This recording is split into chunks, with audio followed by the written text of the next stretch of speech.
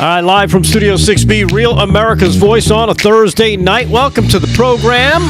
Dish Network Channel 219, Pluto TV, Channel 471, 1175 on Samsung TV Plus. You can also watch the show on Distro TV as well as the Roku channel. Welcome aboard. We are streaming. We got it up and running for tonight because we got mostly, I think we got mostly normal night today there, Slick. So somewhat. Yeah, we won't be, I don't think, too much affected by any campaign goings-ons this evening, not until much later. Hopefully we might be done by the show by the time they take over everything. In the meantime, you're stuck with us. Damon is on his way. He's running just a little bit late, but he will be here closer to the bottom of the hour. Slick Rick, how are you today, my friend? I'm doing well, Mr. Delgado. Doing very well here on a beautiful Thursday in New York. That's right. Great weather and Thursday night football. I saw Aaron run in here and pop on the game to make sure. I guess we're getting the weekends. What's that called? The Oddsmakers. The Oddsmakers. Yes. I guess we're starting it off with the Thursday. Yeah. Well, Aaron and I always start off the Thursday. Right. We have a couple extra games, and then we're going to bring somebody in tomorrow night. Programming willing. We were talking about that earlier, but yes, Oddsmakers in full effect in a few minutes. All right. Very good. Who's playing tonight? We got the Minnesota Vikings down in SoFi Stadium, Inglewood, California, taking on the LA Rams. Yeah, and then tomorrow night kicks off the World Series. Woof, Yankees, 8:08, first pitch in LA. Wow, that's going to be some series, Rick. Yeah, I think it's 6-7 games here. It should be. It should be an interesting weekend of sports if you're into that kind of stuff. Oh yeah. Especially if your team is in it, so that'll be fun. What else is going on? Let's see. From what I understand, I don't know if you guys saw this yourself, but Kamala Harris, oh my goodness, oh diddly-doo. She went and did that town hall, and I had a chance to go through most of it today, and man, oh man, what a disaster. Talk about a faceplant for a campaign and a candidate happening right before your eyes. We got a bunch of clips. We'll get to those in a little bit. What else did I make sure I got? There's this weird story out of New York City about a pigeon. I don't know if you've heard about it. No, I've not. Fill me in. I'm all about the birds. I'm going to save that for when Damon's here because I don't even think he's going to believe it. Right. And is it a stool pigeon or a pigeon? No, pigeon? it's a pigeon. Okay. Pigeon. It's kind of an interesting story. Also, the disturbing details. I don't know if you heard about this Walmart worker that was found dead in the store's oven. No. What? Huh? No, yeah. I did not hear that. So some strange stuff. Of course, campaign stuff, which we'll be covering throughout the night. Again, the Trump campaign. Where are they out of? They're on the West Coast, I believe. They're Las Vegas. Is it Vegas? Okay, so Viva Las Vegas. Right, they're going to be out of Vegas. So that means they're going to be starting a little bit later, which gives us a chance to do regular show for everybody there. It's the Turning Point Action Unite for Change event that they've got going on in Las Vegas. Again, Las Vegas, a pivotal must-win state, battleground state for both candidates. Nevada, right? Did I say it wrong? Yeah, well, you said Las Vegas. Did I say Nevada, tomato, Nevada. Right, but did I say it wrong? No, I think you said it right. Oh, okay. Nevada. Okay. Oh, it's Nevada. That's Nevada. what I mean. That's what I said. It doesn't really matter. I think it does to the people of Nevada. It might. Anyhow. So, anyhow. So, Slick, what do you have coming up? Anything interesting you've got coming up in terms of sports or anything you saw out there today that grabbed your attention? Well, aside from Aaron and I, we're going to obviously pick the game. I saw that story you sent me there with Chris Christie taking on Dan Campbell, the head coach of the Detroit Lions. We'll get into that. That should be a lot of fun. And the UFC stars, they're coming out to back Trump in Michigan with all the Arab people in Michigan. They're coming out and speaking out for President Trump because obviously the Arabs, they love the UFC. Right. So they're stumping for him. I got a couple other stories involving the president as well as we head into election time. You know, the nice thing about sports is it does give us a little bit of an escape from the whole campaign trail and all what's going on with the elections. Sometimes you need a few minutes to de-stress and decompress. You watch a little sports. That'll stress you in a different way. Yeah, exactly. But I think the one story that kind of broke, basically, as I was getting ready to leave the house this afternoon, is you remember the story from the night? This is during the 90s when OJ was all the rage. I know everybody hates OJ, but, you know, cultural phenomenon. This story was also huge in that it involved a double murder. It was with the Menendez brothers. Remember that story? Didn't I tell you last night? I says the Menendez brothers may be getting out. And you didn't listen to me when I said that. I was like, maybe Rick didn't remember that. Might have been before his time. No, I remember it. Amazing. But according to this, I read and that. this is the liberal DA, of course, District Attorney Gascon, who's running for election, by the way.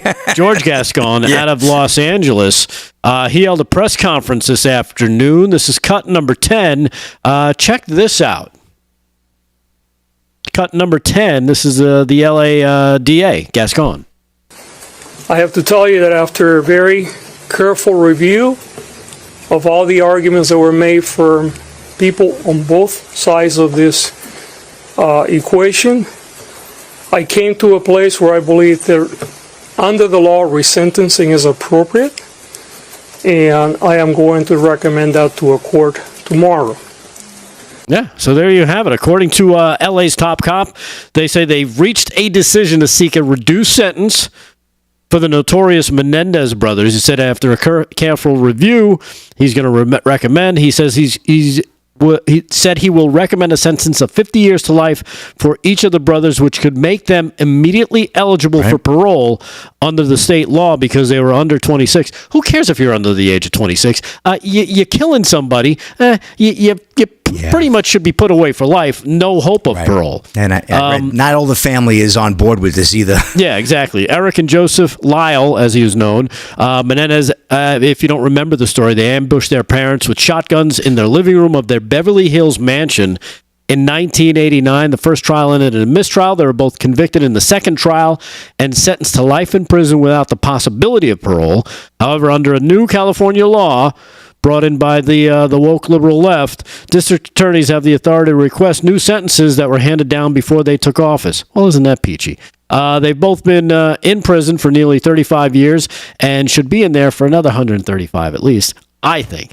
But Gascon said he believed that they have paid their debt to society. So he wants to see these two murderers released. He added that the resentencing must be approved by the court before it becomes official, and that a parole board will still need to sign off on the eventual release. He went on to praise the siblings' good behavior. Oh, well, that's, it's always good. That warms the heart. It warms my cuckles when I hear about double murderers being good in prison. Wow. They've really turned the page on that bad behavior. Now, the father, I understand, was a big executive at the time with RCA Records or one of the big record companies, right? In fact, the Menudo brothers was involved too. Wasn't there a relative? Menudo. It was, that group. The group Menudo. Out of, one of their cousins was in the group or something like that. Yes. That's what I heard. And he was also reportedly, or according to them, was raped by the father, and that's why they did it. We all know that story. And there's a lot of what ifs on that, if that's true or not, that really happened, or that was just something that they might have fabricated in prison. That I don't think we'll ever truly know unless they can prove otherwise. Right, exactly. You can't prove something without the people actually there to kind of defend themselves. They belong in jail. Gascon, if you don't realize, as Slick Rick pointed out, is up for re-election. Well, what a surprise. He's up for re-election in less than 2 weeks and faces a strong challenge from an independent candidate known as Nathan Hochman, a former federal prosecutor. And critics have called his involvement in this high-profile case politically motivated. Well, is there any other? But there is some public support for the brothers' release after a series of recent documentaries attracted attention to their case, according to Fox. Now this is where I have a problem, because a documentary isn't a trial. It's one side's version of what happened. Right. You don't have the other side's version of what happened because, well, let's see. Dead man tells no tales. Yeah, they killed them both. Yeah. So the mother, they really did a job on her. They went back to get more bullets for the mother. Right. She tried to escape. I mean, your mother? Yeah. Oh, my God. But don't worry, because according to the left, according to Gascon, these kids, oh my goodness, they were under the age of 26. They've been so good in prison. 26. That they deserve another chance to get out there, Slick. Oh, man. This is just absolutely... this is the world we live in today. Yeah. According to this, Kitty Menendez's brother, Milton Anderson, who's 90, like you said, not all members support this release, vehemently opposes a reduced sentence, and on Wednesday asked the judge overseeing the case to keep his nephews in prison for the rest of their lives as they were originally sentenced. Because you have to remember... okay, they killed their parents, and you might be like, well, there were things going on, but those parents were also brothers and sisters, and they were kids of someone else. So you're not just removing them from your life, Eric and Lyle. You remove them from everybody else in the family, which again is not something that should be taken lightly. Like Gascon seems to think. Maybe he spends too much time watching Netflix documentaries. No, that's I don't know. Part of the problem, no doubt. But it's just insane because you mentioned it. The brothers unloaded the shotguns at their father and then reloaded to go kill their mother. Yeah, the mother tried to escape. Actually, they had footprints of her trying to run out. I mean, that's cold blooded. Yeah, I'm sorry. They ran out of shells. Had to go outside to get more to finish off mom. Yeah. Their mother. And you can't blame the brother either at 90 years old. Yeah. I wouldn't blame anybody who wanted to keep them in. No. I'd be one of them. Yep. Yeah, keep them in.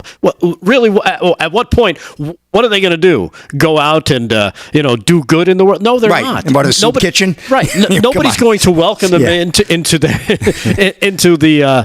polite society. No. These are cold-blooded killers when they were kids. Or not even kids. They were young adults. They knew exactly what they were doing. And if you remember, right after, within a couple weeks, they were living the high life, living off mom and dad's money. I remember that.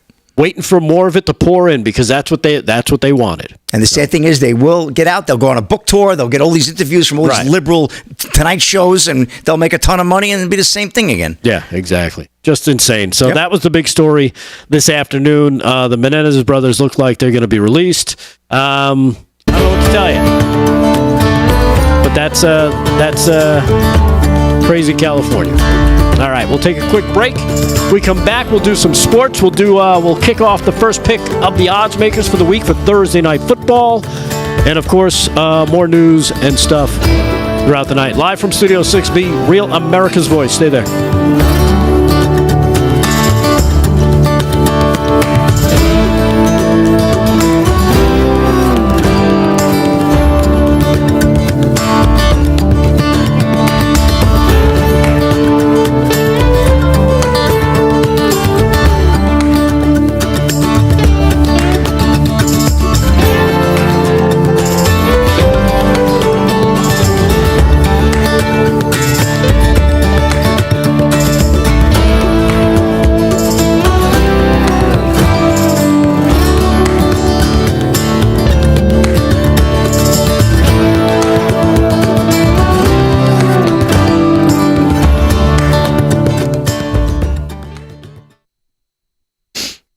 All right, we are live in the chat.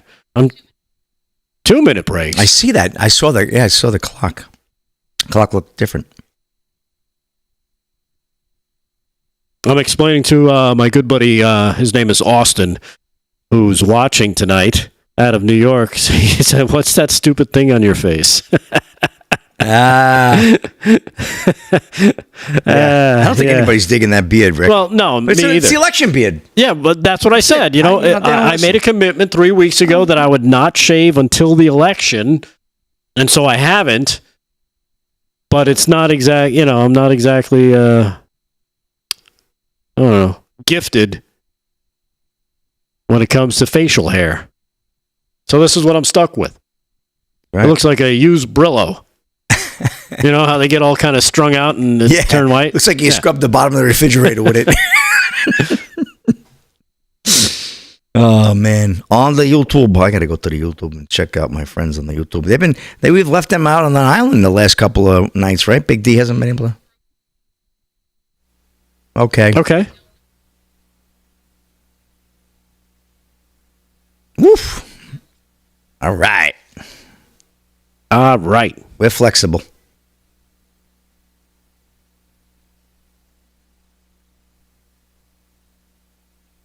All right, so you heard that. Maybe. We might be going to an unscheduled We might be going to an unscheduled Trump stop before the event tonight. So if that happens, we will throw it to them. In the meantime, we got about 10 seconds. We're going back on the air.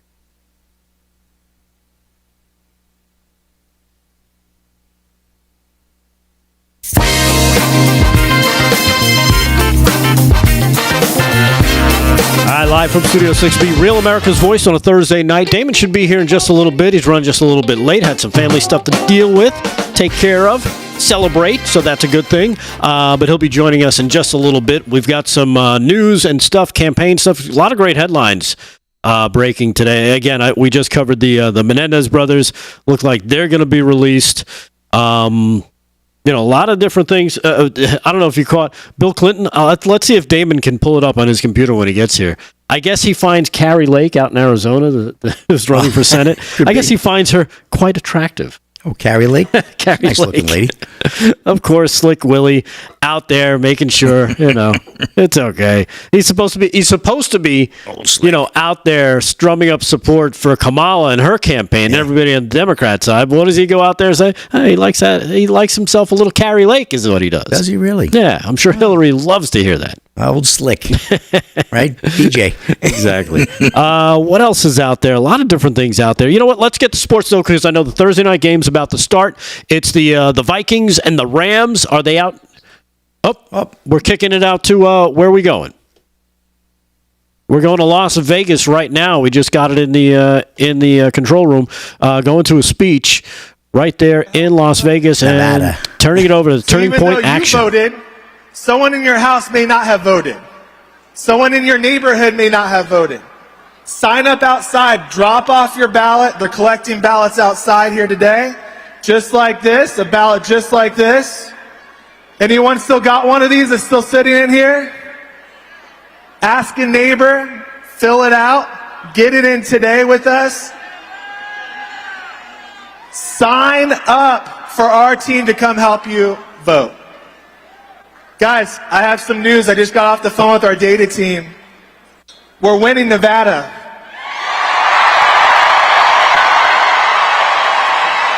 Let's go. Let's go. Louder. Louder. Get up. Louder. Louder. Louder. Absolutely crazy. Let's go. Upstairs. Let's go. Come on. Get loud. I see you. Get loud. Our ballot chasing team here in Nevada in the very important Congressional District 3 is winning. Our city of Las Vegas, we're winning. Michael just walked in. Nevada's winning. We got to carry this thing across the finish line. Where I come from, I'm from Arizona, so I'm not that far away. Grew up, born and raised, 7th generation pioneer heritage from Arizona. So like many of you that have been here for many years, know what it's like to be out in the sun a little bit too long.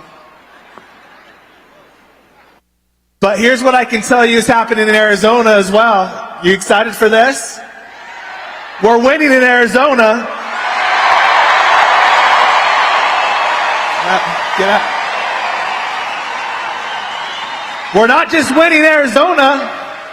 We're winning with what we call low propensity voters against the Democrats. First time that's been done in a long, long time. Our people who have never voted before are showing up big time to save this country. If you or someone you know, this is your first time voting, or maybe in a long time, shout it out for us, you know? Whose first time is it voting this time? Don't be shy. I see you back there. In the orange. Guys, this is it. November 1st is the last day you can sail one of these things in by mail.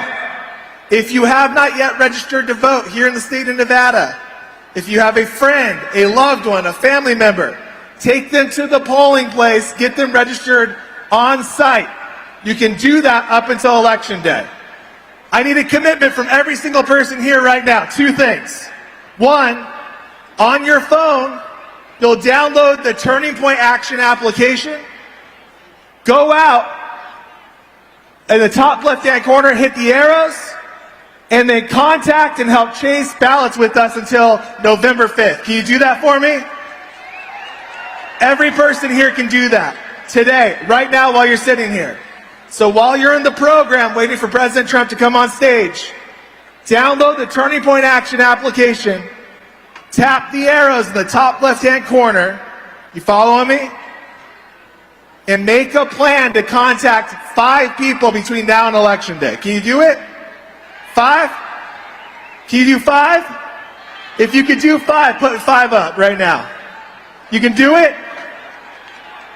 Come on, more people. Don't be lazy. We can win this thing big time. We can't just win. We have to bury the left so they never come back to Nevada again.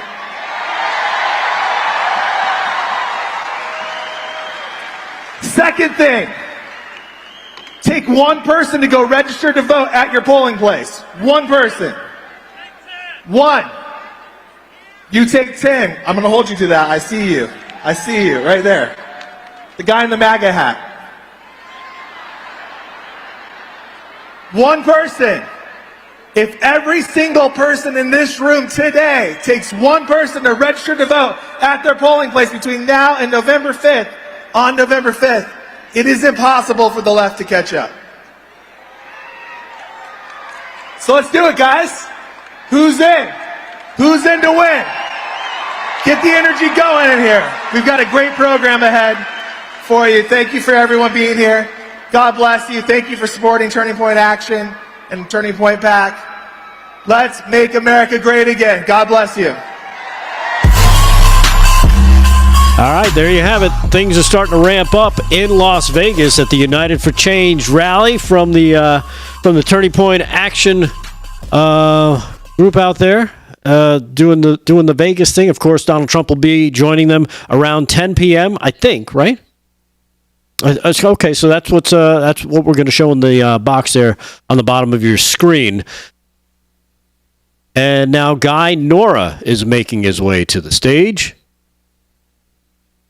So here we go with Guy Nora as he takes the podium in Vegas. I'm going to start. There's a method to my madness. We're going to start by screaming Trump 10 times, okay? Ready, everybody? 1, 2, 3.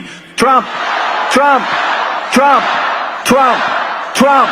Trump! Trump! Trump! Trump! Trump! Okay. This is perfect, the introduction. My name is Guy Nora, but it's written Guy, but it's pronounced Guy. So I always say, you've got to ask my parents. I was born in 1960 in Beirut, Lebanon. And my speech today, thank you. My speech today is about the American dream, how I've lived it, how Biden, Harris are destroying it, and how Donald Trump is going to bring it back.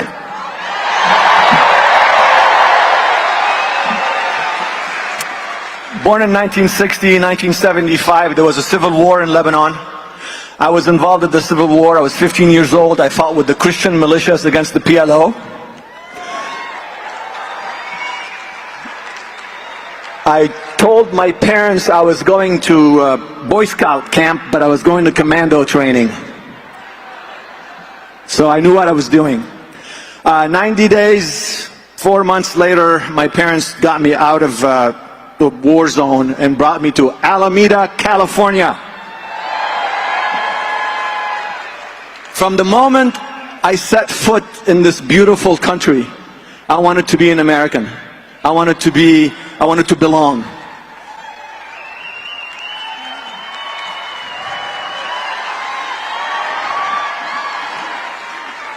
So, I played football in high school. I was the captain of the track team, and I joined a band called Merging Traffic. We played 70s music. We were okay. We were good. That's what you do when you want to be an American. You do all these things that I just mentioned. I went to college, graduated, and in 1983, when I was 23 years old, I became a U.S. citizen. legal U.S. citizen. One of the proudest days of my life up to now. So, fast forward, I went to business school and I became a venture capitalist.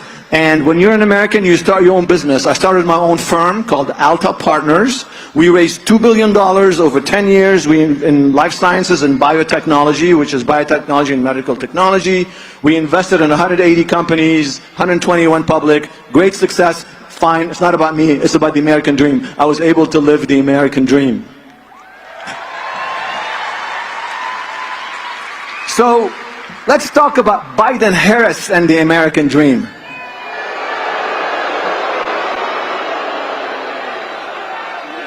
When inflation is a cumulative 21.8% in the state of Nevada, and every family is spending $1,196 per month for groceries, that's not the American dream. Under Donald Trump, inflation was 2%. 2! The American dream is buying a house. Under Donald Trump, interest rates were 1.8%. Right now, they're 6%. You can't buy a house if you're a young family at 6% interest rates. No way. You just can't. It doesn't happen. Donald Trump will bring that back. Last thing, jobs. Jobs. Jobs is what makes the American dream possible. When 15 million people illegally come into this country and take our jobs, we can't live the American dream. That's what Biden-Harris gave us. And that's going to be gone when Donald Trump is president again.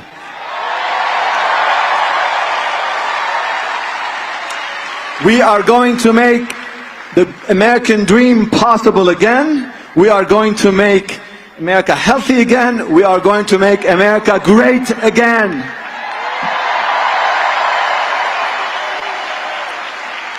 Okay, so the gentleman before me talked about this. Let's do a deal between me and you. How many Nevadans here today? All right, I count 12,000. If each one of you takes 10 people, I promise you we will win this state tonight for Donald Trump. Can you promise me this? You promise me this? Okay, 10 times Trump, Trump, we're done. 10 times, ready? 10 times for every vote. 1, 2, 3, Trump, Trump, Trump, Trump, Trump.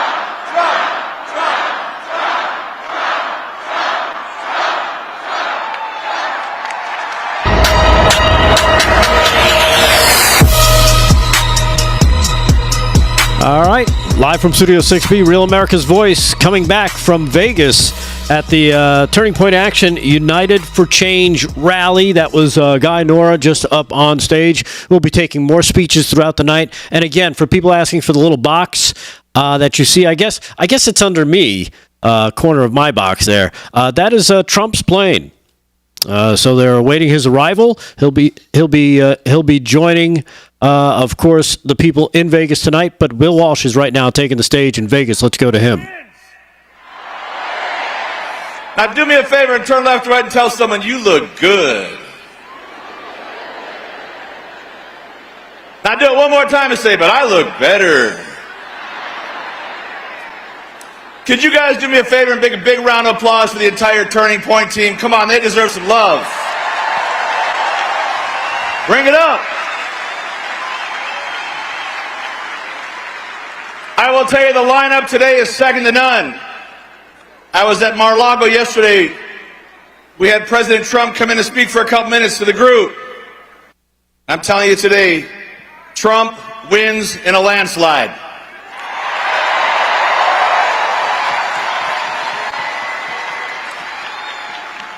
And it's because of you.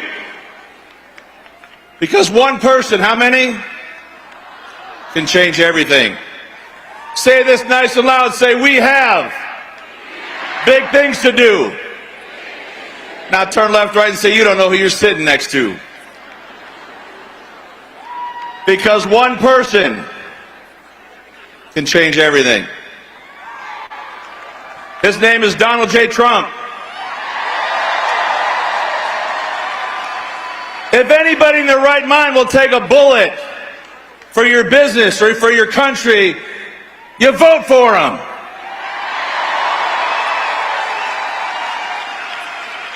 I want to tell you that we've got some patriots in the house. There's a great friend in the house. His name is Mr. Don Ahern. He's an American hero. If you guys could do me a favor, I want you to give it up. Mr. Don Ahern's in the house. Don, stand up. Come on, give it up. Mr. Don Ahern's in the house. This guy loves America. And he's one of the biggest supporters of Donald J. Trump. Another gentleman in the house, he's the Attorney General of Utah. He flew all the way. He flew all the way to be here. Sean Reyes in the house. Come on, man, stand up. Hell yeah.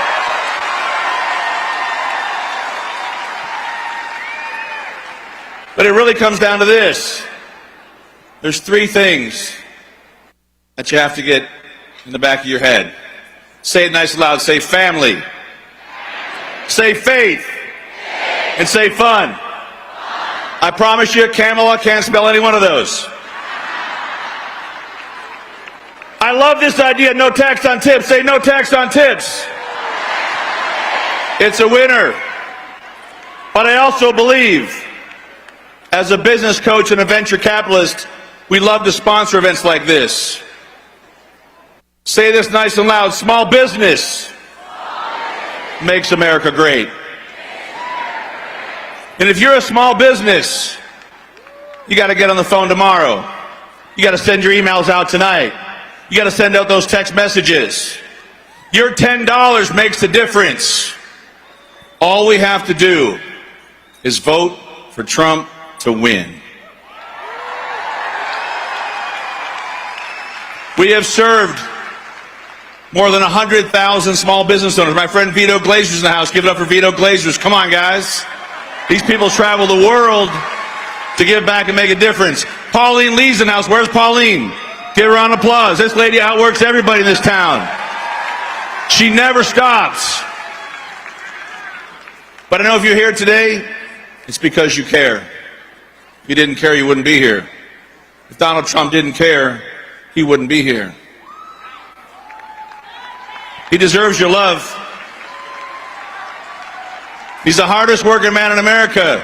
If you had $2 billion in the bank, you probably wouldn't go try to be the president, do all his headaches. But he loves our country. I want to share with you before I leave, I got a new book coming out. Could you put the new book on the screen? Everyone here gets my new book for free. Would that be okay? You're going to love the title. It's called America First. Everyone here, if you would like, will get a free personal pizza from Mr. Don Ahern at the Ahern Hotel. Would that be cool? Give it up, Mr. Ahern. Come on now. If you guys take out your phone, all you got to do, quickly take out your phone. You'll get my book, you'll get a pizza over at the Alamo Hotel, and you'll get a ticket to our upcoming conference here in town called Risk On. All you got to do is text the word America. Take out your phone, text the word America right now to 26786. Text the word America to 26786. I love you guys. Let's make it a night. Go Trump. Let's go.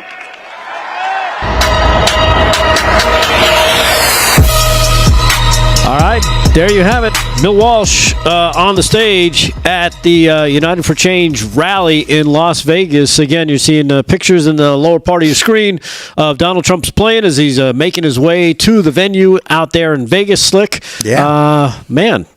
Just a packed night, I guess. Yep. Of things that are happening out in Vegas for this rally until, of course, the president gets there. I know we didn't have a chance. I don't know how much time we have. If you and Aaron want to do your Oddsmakers Thursday night pick, yeah, maybe we do that right now real quick. Who do you got in tonight's game? It's already underway in Los Angeles as the Rams and the Vikings now are going to be tied at 7. All right, well, I'm not going to tempt things by cueing the music, but we'll just dive right into this. I think Erin is ready as well. Hopefully she is.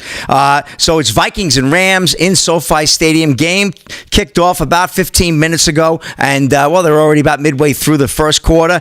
And what's pretty good is the Rams just tied the score. So, well, it's 7-6 pending the extra point. So, for more or less, the pick is good. So, Erin, do you want to give your pick first? Yeah, sure. I was going to go with the Rams here.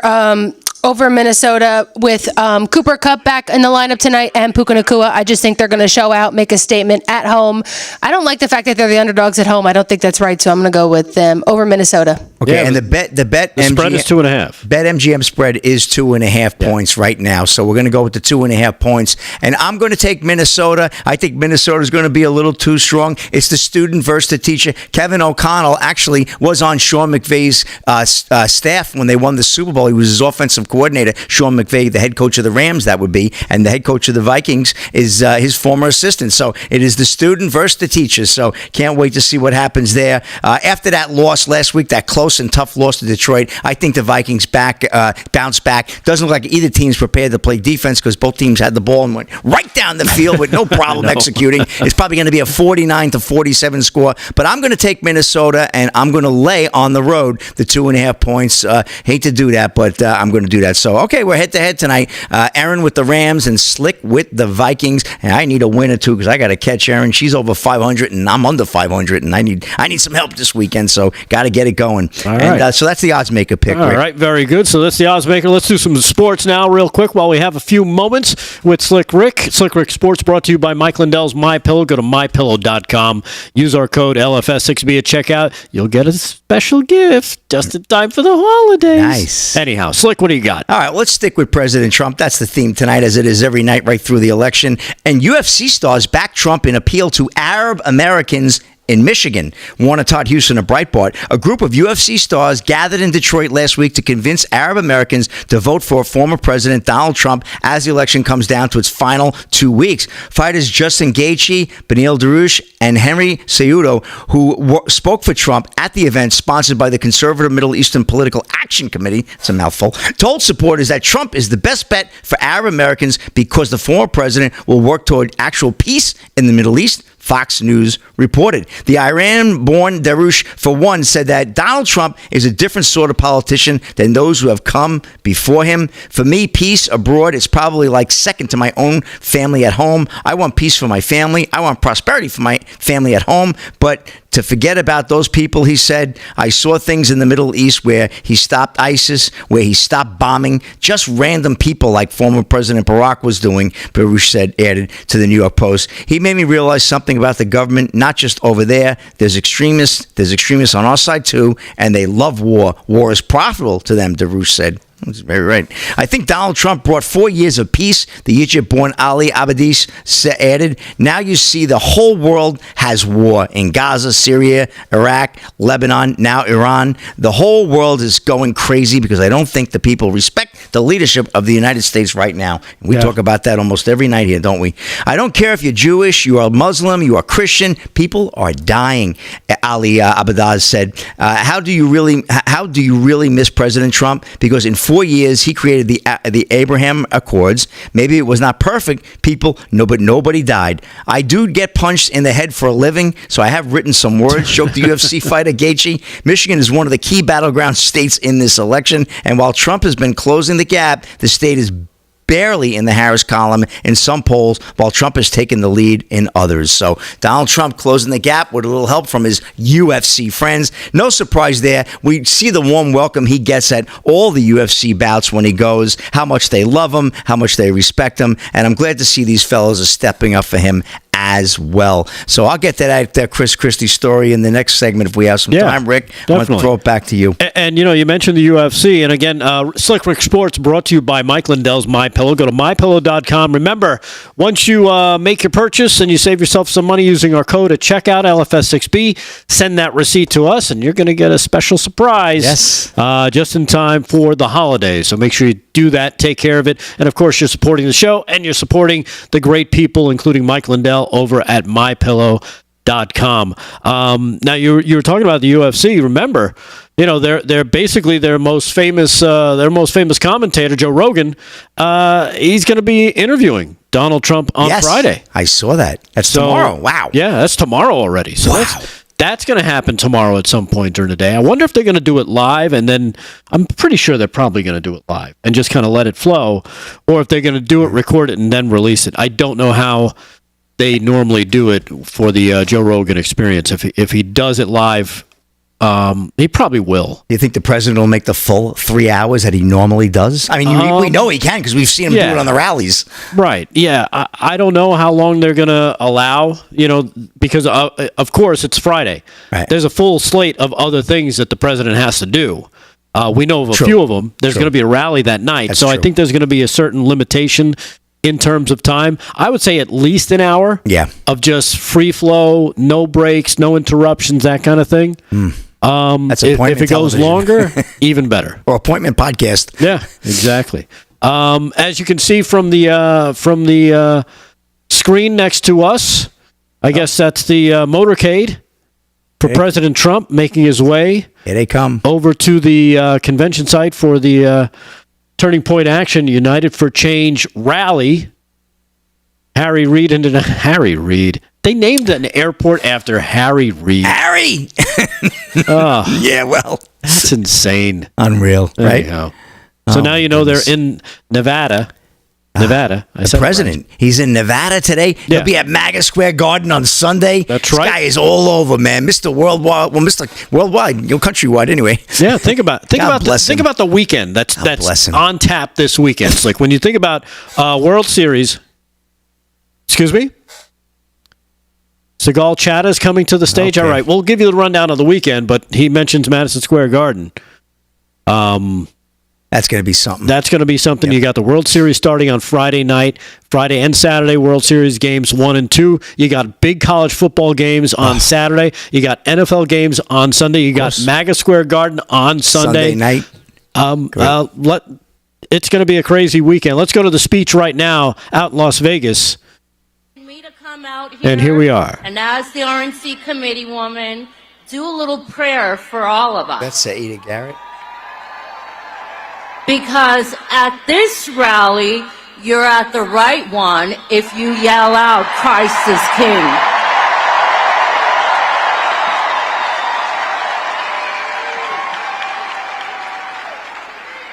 So a personal favorite of mine is from the book of Psalms, and it is called the Song of the Ascent, and we're going to go a little bit old school. For those of you who don't know, I am Israeli American, and I'm going to do it in Hebrew first.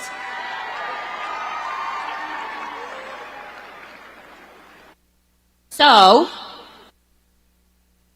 I'm going to start. שיר למעלות, אשא עיניי אל ההרים, מאין יבוא עזרי. עזרי מעם אדוני, עושה השם, שמיים וארץ. אל יתן למות רגליך, אל ינום שומרך. הנה לא ינום ולא ישן שומר ישראל. אדוני שמרך, אדוני צלך על יד ימינך. יומם השמש לא יכך, וירח בלילה. אדוני ישמרך מכל רע, ישמור את נפשך. אדוני ישמור צאתך ובואך מעתה ועד עולם. אמן. And now let's do this in English. Little simple prayer. Father God, we gather here today under your care and protection. Thank you for your loving kindness that never fails us. We thank you for those with us, that you would guide us with your thoughts and action to bring you glory. Strengthen us with your peace. This is a presidency that will be handed to us by the hand of God, ladies and gentlemen. Donald Trump is protected by the hand of God, ladies and gentlemen, and Nevada will be delivered to Donald Trump by the hand of God. Thank you very much.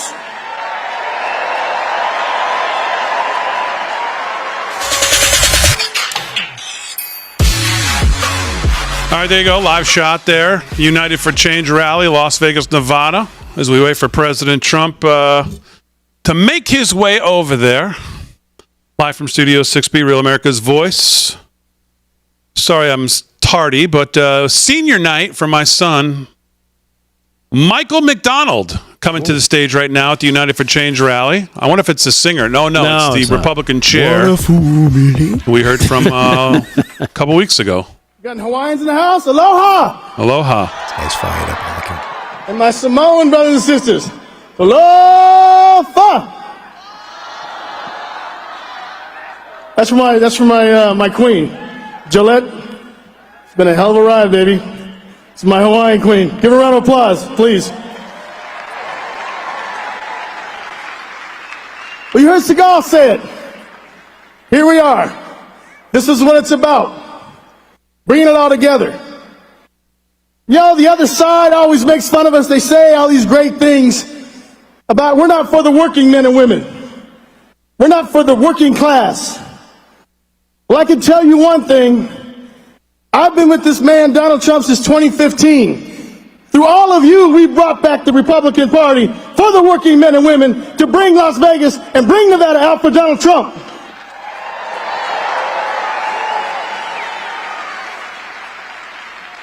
I was walking here tonight, and walking in here was fantastic. So many celebrities. But there are celebrities. We're one of our own homegrown. B. Taylor. Where you at, buddy? B. Taylor, rapper. Stand up, baby. B2K in the house as well. Give them a round of applause. Kamala Harris and her fanboy hand, vice president. His little jazz hands.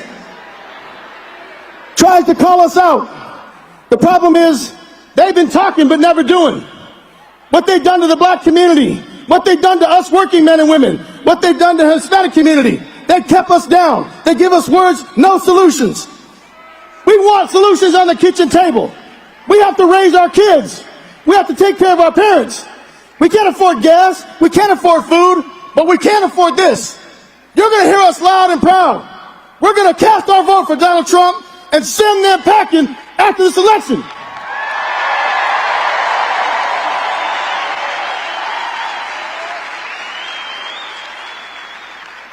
Like I said, I'm one of you.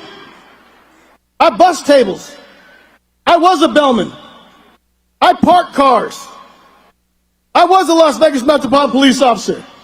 I went to Western High School. I went to UNLV.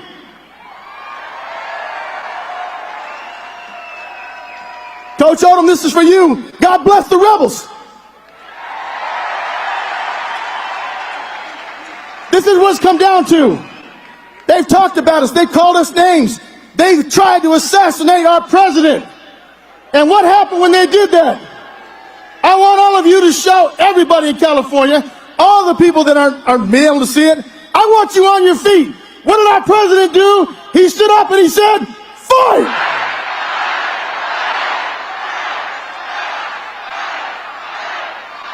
Yes!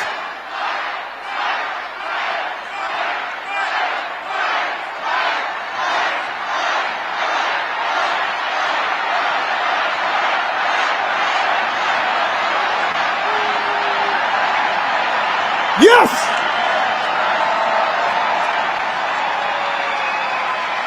Loud and proud. I hope you're hearing this, Kamala. I hope you're hearing this, Mr. Jazz Hands.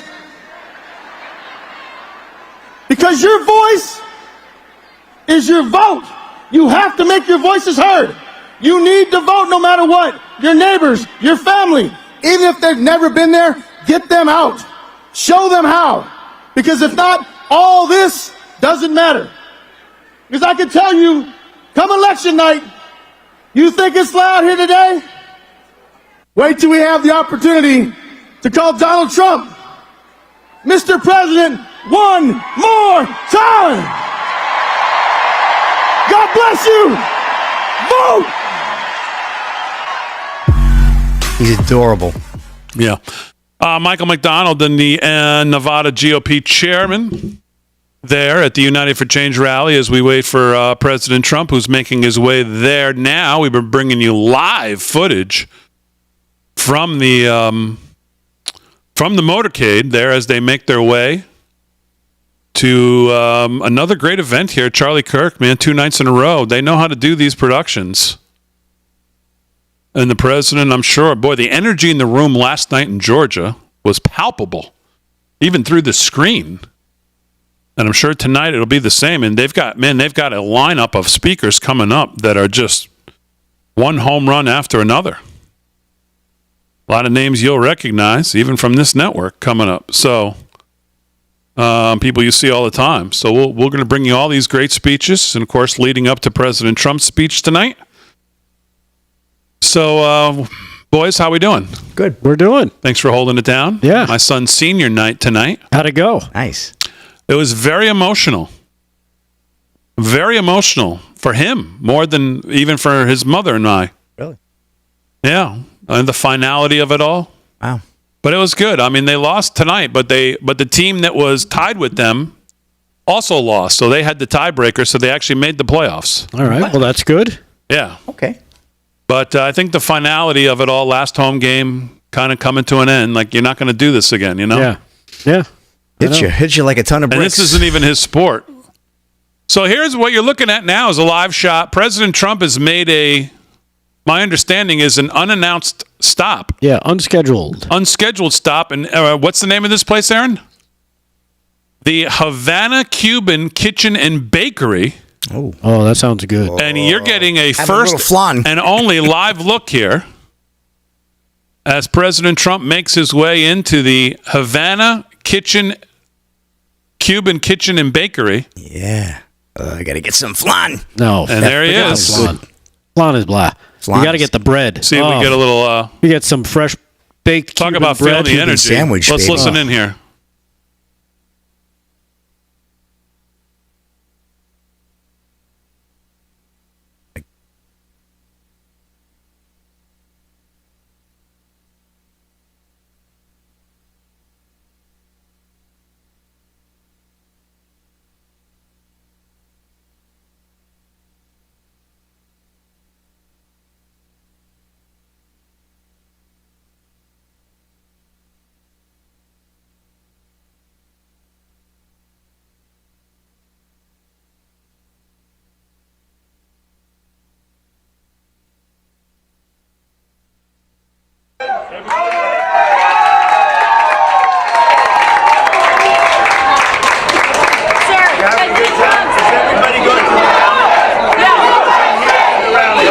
President Trump, did you tell General Kelly that you wanted Hitler's generals?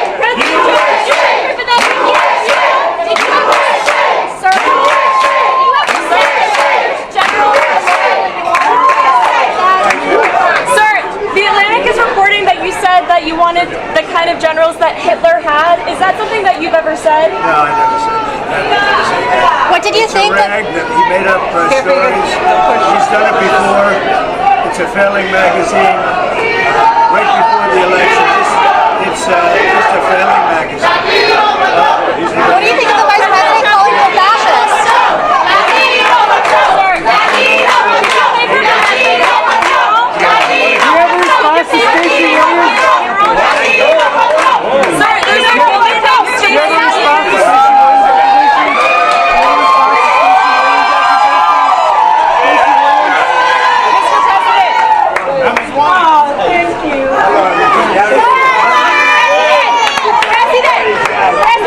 Do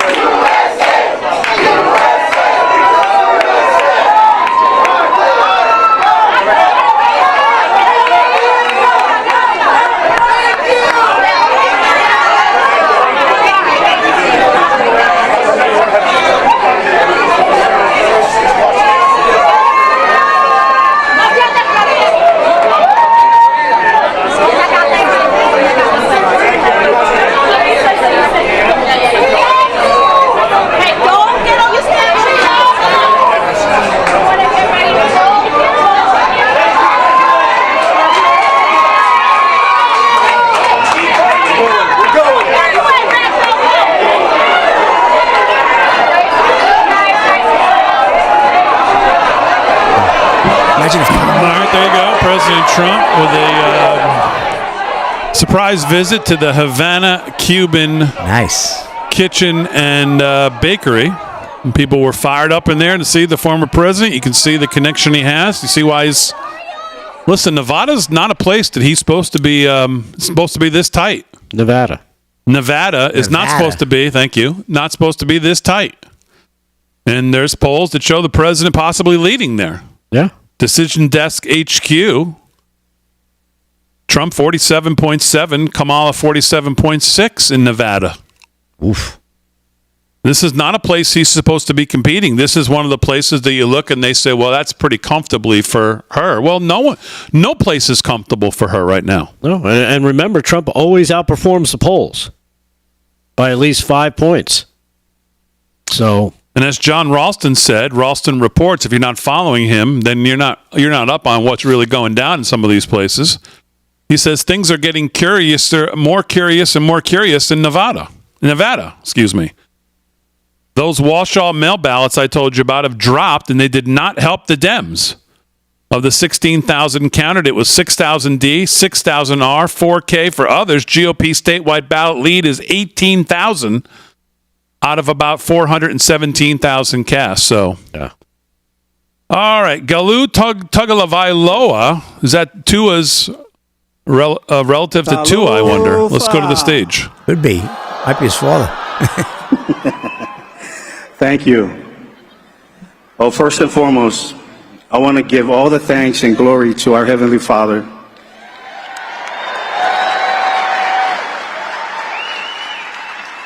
Especially my Lord and Savior, Jesus Christ.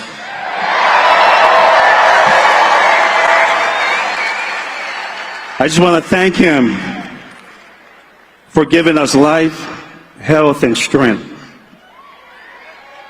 I'd also like to give a huge Fafitaitele to Donald J. Trump and also our long family friend, Tulsi Gabbard, for this opportunity.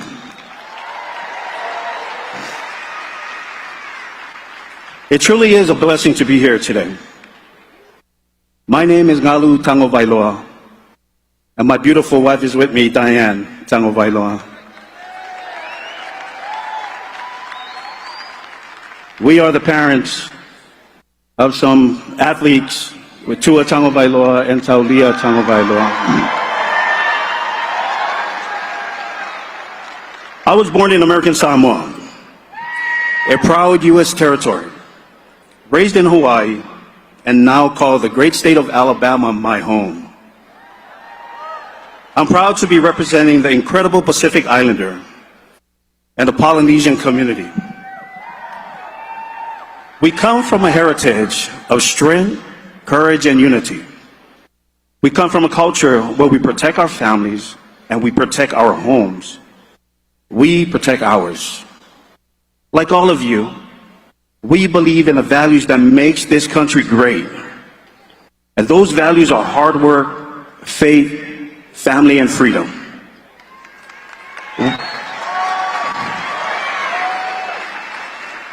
We are here to stand up for our values and to ensure that our voices are heard loud and clear. That's right.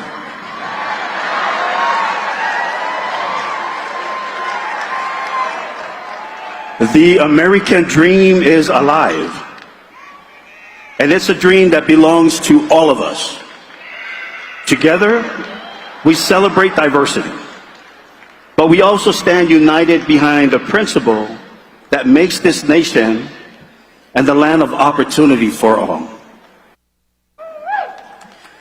It breaks my heart to hear the devastation caused by the wildfire in Maui and the hurricanes in Helene and Milton, taking so many lives and shattering families. But the fix from the current administration is $750 per family. Unbelievable. And we're told that the cause is climate change. Wow. But I'm not here to talk about the shortcomings of the current administration. I'm not here to do that. There are too many to list. I am here to tell you about the great things that President Donald J. Trump has done and will continue to do to make America great again.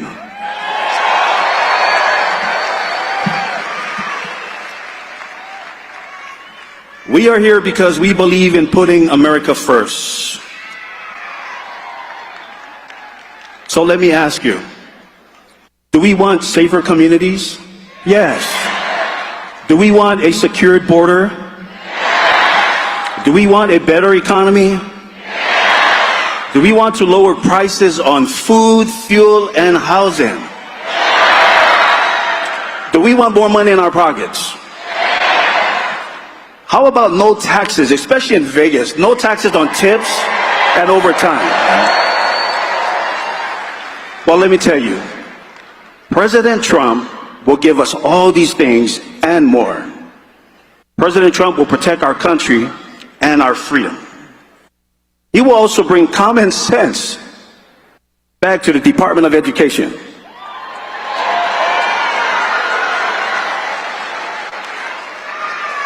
He's going to give parents the say in the curriculum of their children and not allow the Department of Education to take over. He's committed to banning males from competing in women's sport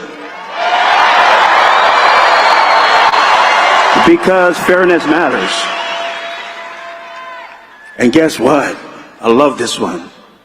He is bringing back prayer into schools. Amen. Amen. So, as a proud Polynesian and a proud American, I know that we have shared history of overcoming adversity. And that's what makes us strong. We have the power to shape the future, to build a nation that honors our tradition while looking forward to an even brighter tomorrow. We need a leader who is strong, tough, smart, and willing to sacrifice for this great nation. There is no president in the history of the United States that has gone through what Donald J. Trump is enduring now. He has fought for us before, and he's still fighting for us today.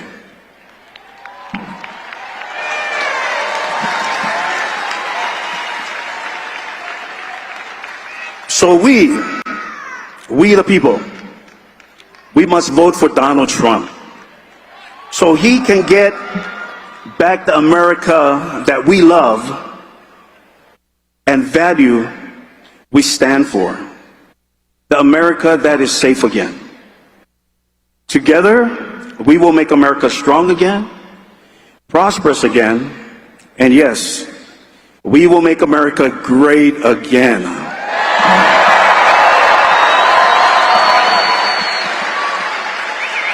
So, in closing, I'd like to leave you all with my favorite scripture. It's 1 Corinthians 2, verse 9. And it says, no eyes have seen, nor ears have heard, no mind will imagine what God has for those who loves him.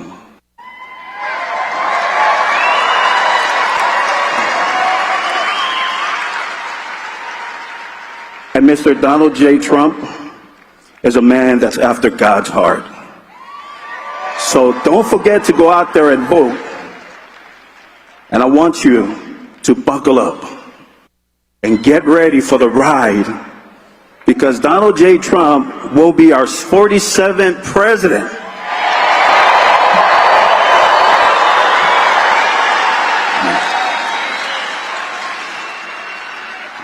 So thank you. Thank you for having me today. And let's keep the spirit of aloha alive as we move forward together. God bless you all, and God bless the great United States of America. Thank you. Galu Tagalawailoa, he's the CEO of Raising Champions, LLC. It looks like he could be a relation to Tua. I don't know if that's a relation, if that's his dad. That's Is his that dad, yeah. Okay, that's his dad. I was going to say, Tua looks just like him. Just like him, exactly. Yeah. So, all right, there you go. Sam Brown is the U.S. Senate candidate in Nevada, and he's coming up next. So we'll go back to the stage and listen to. This is a good race here in Nevada for Sam Brown. It's tight. Good evening, Las Vegas. Aloha!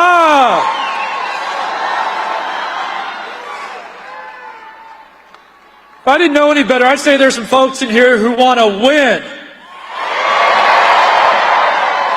Are you ready to put Donald J. Trump back in the White House? Are you ready to retire Jackie Rosen as your U.S. Senator? All right, Las Vegas, here's the deal. I come before you tonight as a humble warrior who has to thank God for the breath in these lungs and the life I still have. I also want to come before you tonight as the husband of Amy Brown. She's right down here.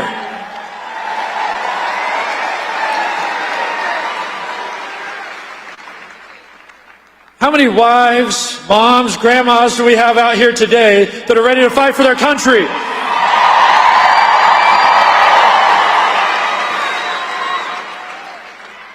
All right, look, we're 12 days out from a historic win when President Trump is going to win Nevada, we'll win the Senate race, we'll retire Jackie Rosen, and we'll make America great again.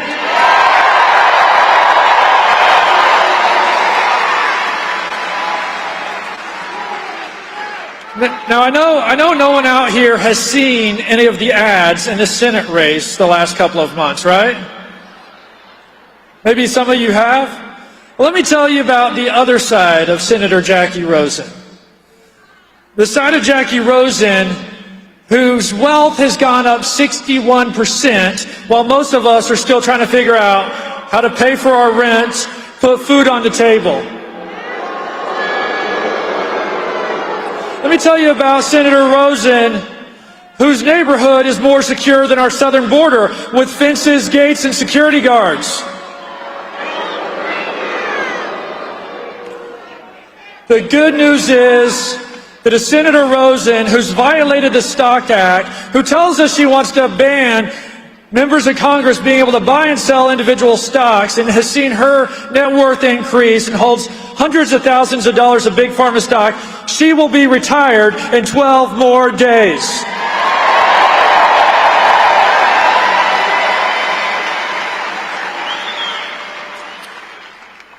You know, just 4 years ago, I was a volunteer for Donald J. Trump and worked rallies just like this. Thank you to the volunteers out there. Thank you to the people who've knocked on doors. Thank you to the people who've made phone calls. Thank you to the people who've harvested ballots. Thank you for the people who've been working at the polls. You will win.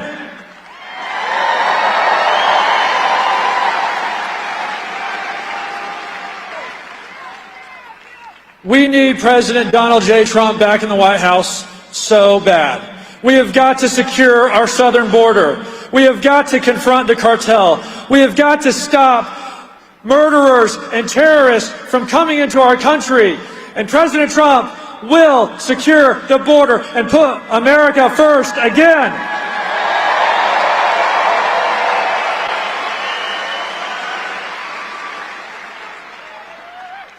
And I humbly stand before you as your nominee for Republican to defeat Jackie Rosen in these next 12 days. And we couldn't do it without you. Thank you so much, Las Vegas. Thank you for backing up President Trump. Thank you for backing me up. This win will not be my win. It'll be your win.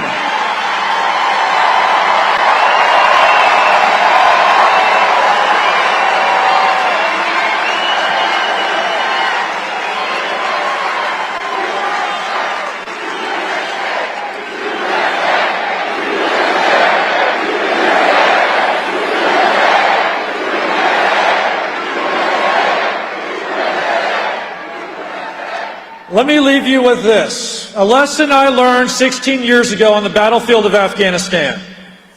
As I was burning to death and literally came to a place where I gave up the will to live, God sent me a miracle in the form of one of my soldiers who screamed out these important words, "Sir, I've got you."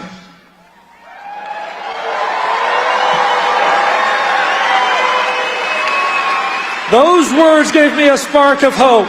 But it wasn't the words that saved my life. It was the action of him and others who came to my rescue and smothered those flames and gave me the hope to be able to continue to fight today. And so I leave you with this, Nevada. I've got you. Nevada, I've got you. President Donald J. Trump has got you.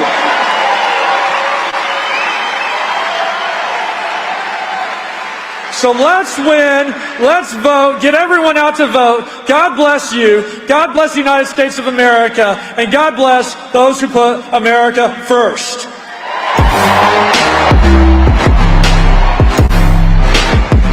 All right, Sam Brown there, Senate candidate in Nevada, in a tight race with Jackie Rosen. Be good to see Sam win that. President Trump making his way there, obviously. They got one heck of a lineup of speakers, though, coming up before President Trump. We've been taking you live into the motorcade, exclusively here on Real America's Voice, as only they can. And, of course, we'll bring you all the speakers right up to President Trump tonight. I think we have a little bit of a break right now. They're going to show a video there in the hall. Right. Did you guys talk at all about Kamala, speaking of mispronouncing things tonight? Kamala's town hall last night on CNN. No, we didn't have a chance. Oh, boy. man. But, man, it was a disaster. And by the way, before we get to that, could we just go back to President Trump making a stop at a Cuban bakery and having a cardboard cutout of himself with a sombrero? Yes. I mean, how great was that? I'm just, Slicken mentioned, man, it'd be great if he signed it. Yeah. And we didn't get to see if he even noticed it, but that would have been awesome if he did sign it. Boy, that was a short video, or they cut the video to keep it moving. Here's the CEO of Goya. Let's listen in. He's good. We are blessed. Somos bendecidos. Buenas noches, familia. Family. Hola, aloha. We are blessed. Those words got me into trouble a couple of years ago when I said that about President Trump. We are blessed by our President, Donald J. Trump. We are blessed by Charlie Kirk and Turning Point. Thank you for tonight. There's no doubt that the hand of God is on President Trump. The hand of God is on us and this great nation, one great nation under God. So it sounds like I'm at the right rally.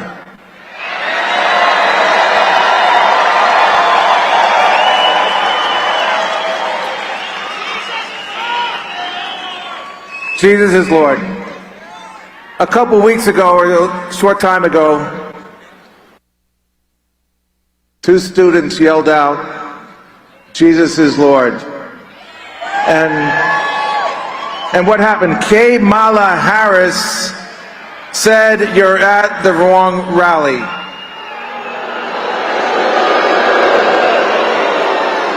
Well, I believe she's in the wrong country.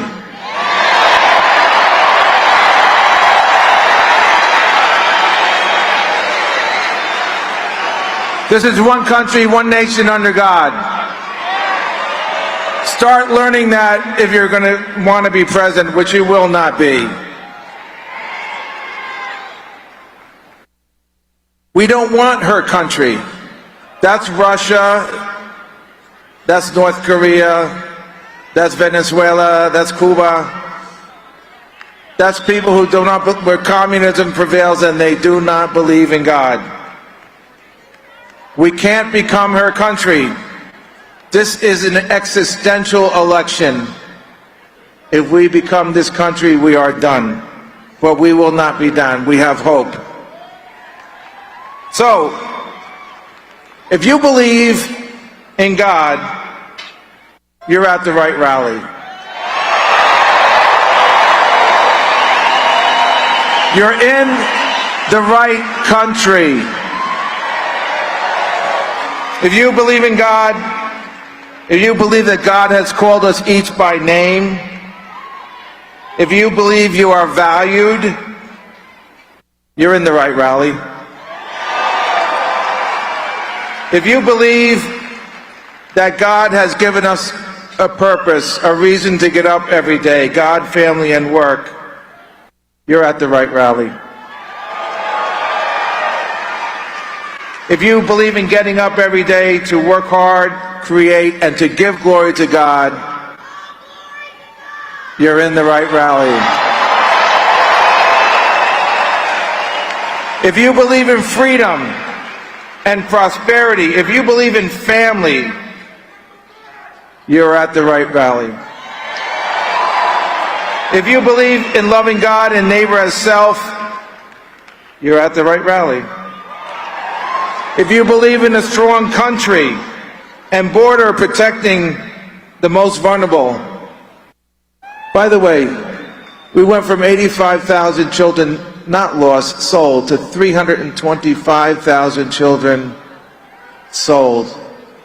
Jesus said, "Let the children come to me, for the kingdom of God is for such as these." It's such our children who are our present and our future. If you believe in safety and security, you're at the right rally. And if you believe we are blessed by God, if you believe that God's hands are on Donald Trump, and if you believe that Donald J. Trump will make America godly and great again,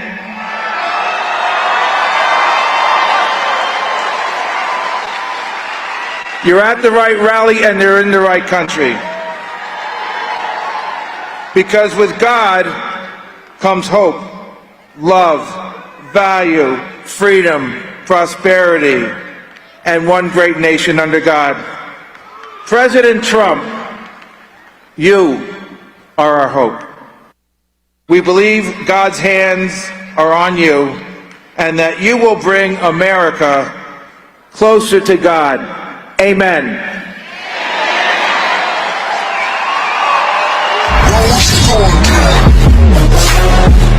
I know, that's what I said. All right, there you go. CEO of Goya Foods, Bob Inu, I believe it's pronounced.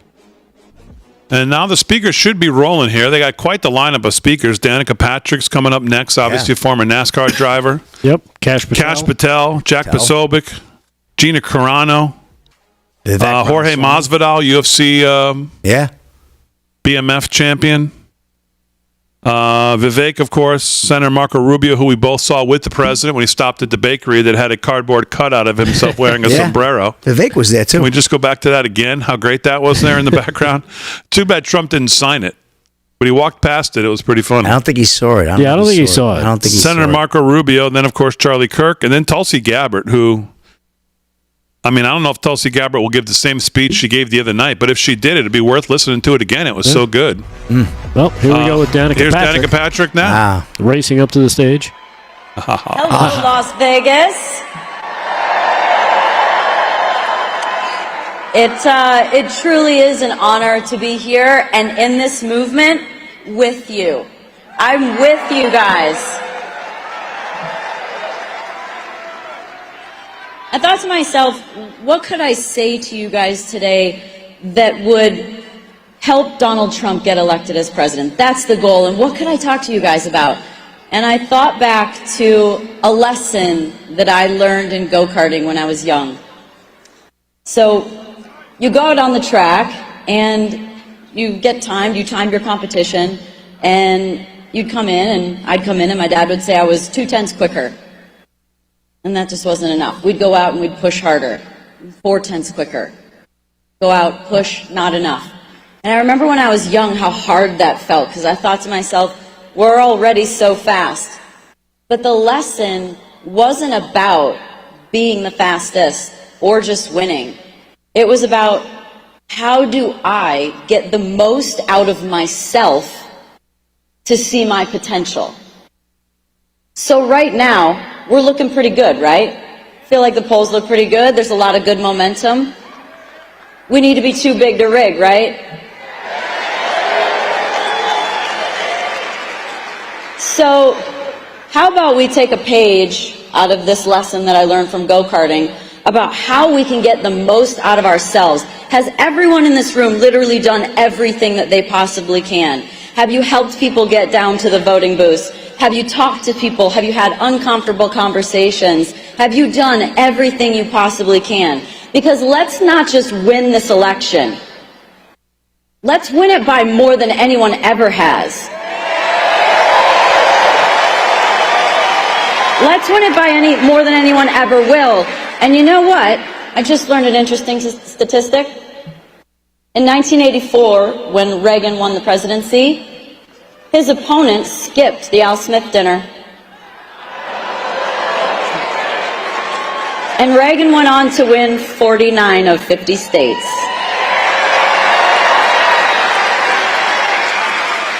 I'm just saying. I believe that Donald Trump can not only make this country better than it's, not only make America great again. We've heard that. I think he can make it better than it's ever been. Yeah, I do. And here's why. Tulsi, Bobby, Vivek, Elon,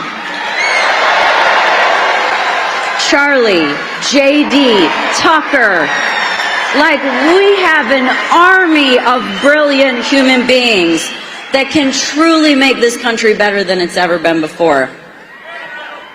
Let's start out with thanking Donald Trump for introducing us to fake news, which leads to, right? That was an education. Which then leads to, let's get that First Amendment back and down with the censorship, right? Speaking of censorship, thanks Elon for buying X. Who's excited about him getting in for government efficiencies? Energy independence, the last time we were energy independent was with Trump. Only time we ever have been. Get that back. We've got AI race. We've got so many things that need it. How about Bobby and his efforts to get the soil back to where it should be? To get food, to get the chemicals out of our food.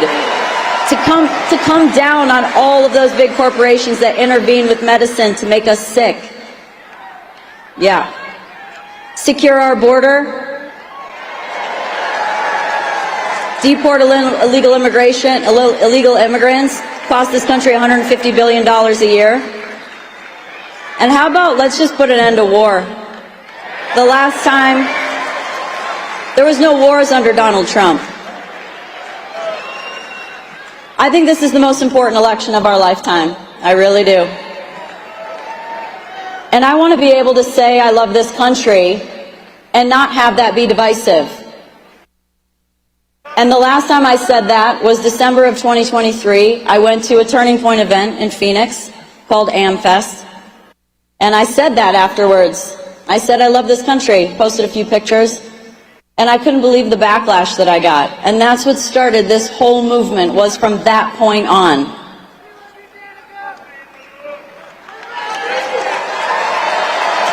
So, let's make it a country where we can say that and everybody cheers. Let's elect a president that's going to stand in the line of fire for us, literally. That doesn't have to do that job. He wants to do that job. And I'll leave you with this. This is a lesson that I learned at AmFest in December. Tucker spoke on stage, and he spoke a lot about speaking your truth. And I always thought I was a pretty good truth teller, but I still had room to grow, and this has been the area that I've grown the most. And so if it weren't for that speech, and if it weren't for me speaking my truth, because your truth, he says, is your superpower, then I wouldn't be on stage today talking to you guys. Vote for Donald Trump.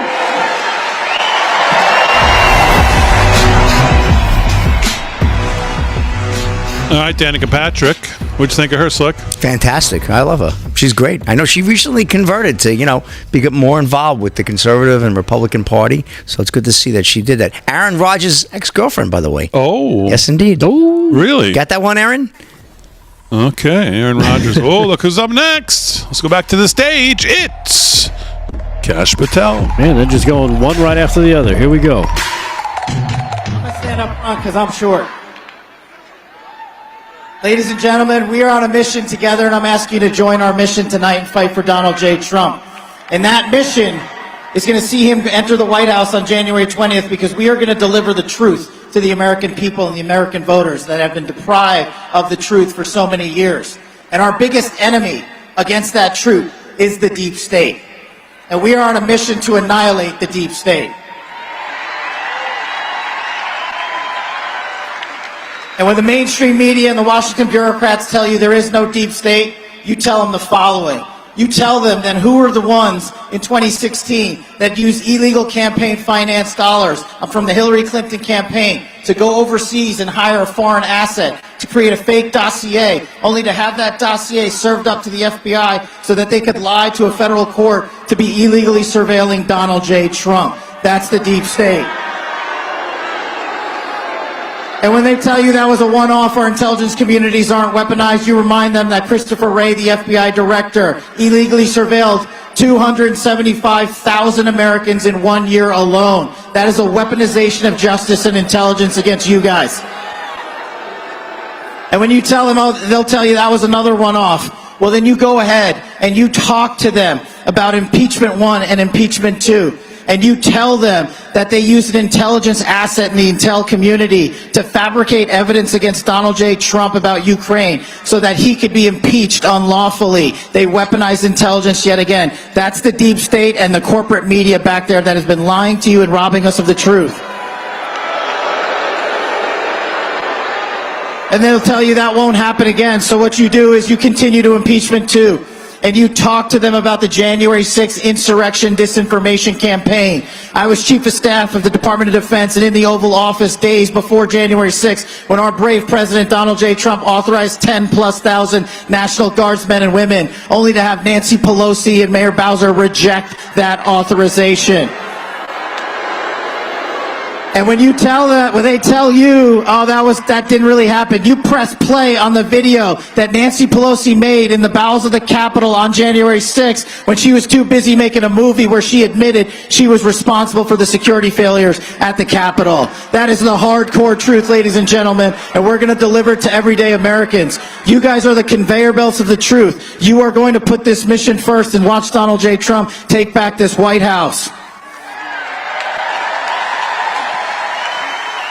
And they'll tell you, oh, forget January 6th, forget impeachment 1, impeachment 2. They'll say, forget Russiagate. They'll say, none of that ever happened. That's just a distortion of reality. Well, then you tell them that the election rig from the last cycle, from the Washington deep state, the biggest con job in modern election history when they had 51 intelligence officials, including a Secretary of Defense, 2 CIA directors, an NSA director, and a slew of other people, write a letter they knew was a total fabrication a week before the last election to rob you of the truth and tell you Hunter Biden's laptop was Russian disinformation. You know, and I know it was a reality, and it's not a Republican or Democratic thing. It's a uniparty swamp monster thing. People like Bill Barr and Gina Haspel pushed that letter out, even though they knew it was a total lie because they wanted to kneecap our duly elected president. So you have to go out there and deliver this message to our community, and the truth will see Donald Trump ushered into the White House. But we got 12 days to take this mission to the moon and back. And then they'll tell you, oh, that's never going to happen again. We got to vote for Kamala Harris. And let me bring this thing home, where it really hurts me the most as a member of the civilian service of our Department of Defense. We saw the disastrous Afghan withdrawal where 13 brave warriors were blown up by a suicide bomber that Harris let out of Bagram Detention Center, only to have Joe Biden check the watch on the flight line of the dignified transfer. Kamala Harris has had 1,300 days to call the 13 families. The only guy I know that spent hours with every one of those families is Donald J. Trump. And let me really bring this thing up to date. We tragically heard yet again about the gruesome murder of Vanessa Guillen, who was serving in our uniformed services and who was murdered 4 years ago. And what did the fake news and the corporate deep state do again? They redug up that murder and they used it to label a political hit job against President Trump. And they said President Trump would never pay for her funeral services. Well, I was in the Oval Office again, and what did he do? He said the Department of Defense is going to give her full honors, full military regalia, and make sure her family receives the financial assistance that she needs. And then Donald J. Trump showed us the man that he really is, and he said if the DOD won't pony up, then DJT was going to foot that entire bill. That's the kind of commander-in-chief I want. That's the kind of commander-in-chief I need. And if you all out there are ready to join our mission first mentality, and if you all are out there ready to get behind the greatest commander-in-chief of our lifetime, then sign up to end the woke industry in Washington, D.C., and remove DEI from our military, and end the two-tier system of justice.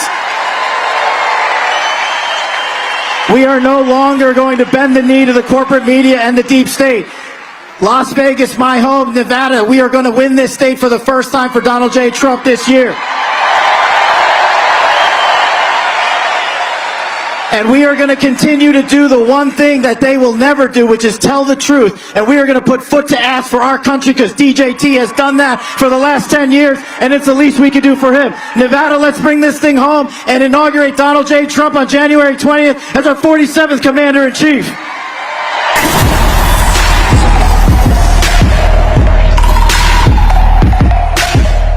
Man. What'd you think, Delgado? Loved it. You know what? That's exact. Remember the other night when I was trying to put into words about abortion, paying for mortgages and stuff? That's exactly what I was trying to say. And he just said it a little bit better. Just a little bit better. It's a little. Jack Posobiec up next. Let's go back to the stage. United for Change rally. I come here before you to make an announcement and deliver a message. The American people have woken up. The American people are now wide awake, and I know you, the people of Nevada, are wide awake. We are shining the bright light of truth on the shadow that is over the American Republic. Because we have sat back for far too long as our towns, as our cities have been turned into dumps. They've flooded us with infinite migrants, with illegal drugs, with violent crime, and we're here to say no more. We left our beloved towns, we left our communities, we packed our bags, and we said it'll get better. This'll all blow over, but it didn't. It got worse and worse and worse. And ladies and gentlemen, it was all done by design.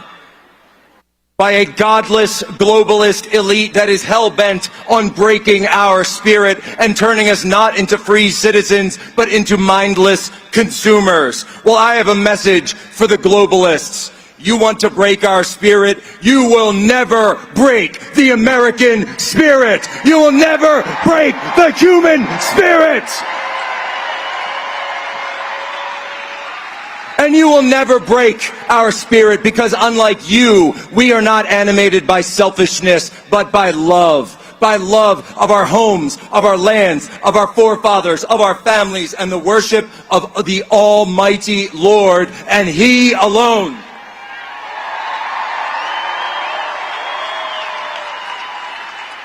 Nothing you have done has been able to change this, and nothing you have done has been able to stop us. So in this election, we have a choice between one candidate who is controlled by that shadow over our republic, or the one man who is backed by the American people. Ladies and gentlemen, America is back. The American people are back, and we are so back.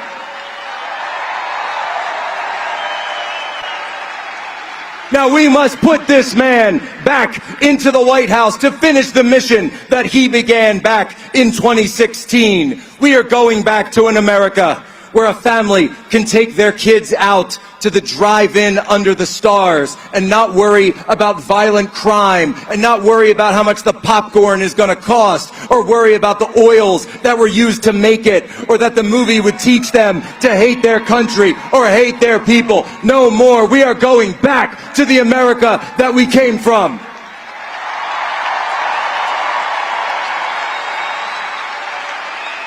And to my two little boys who I know are watching right now, Jack, and AJ, once Daddy is done talking, it's time for bed, because it's a school night.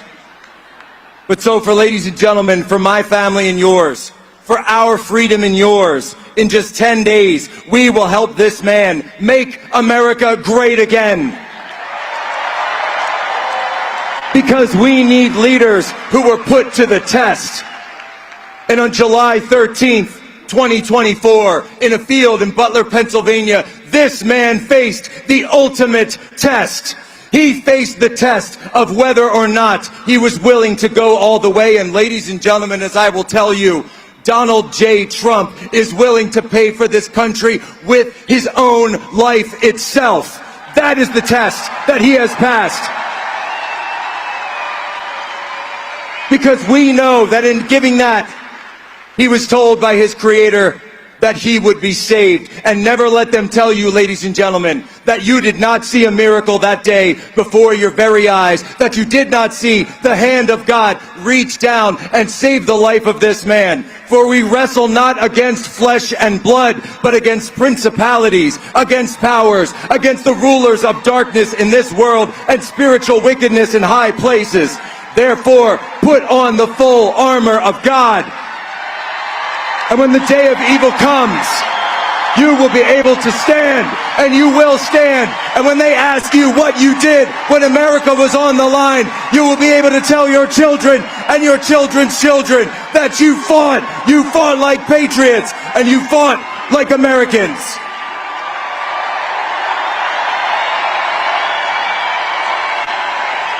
Ladies and gentlemen, God bless America, God save the Republic, and God bless Donald J. Trump.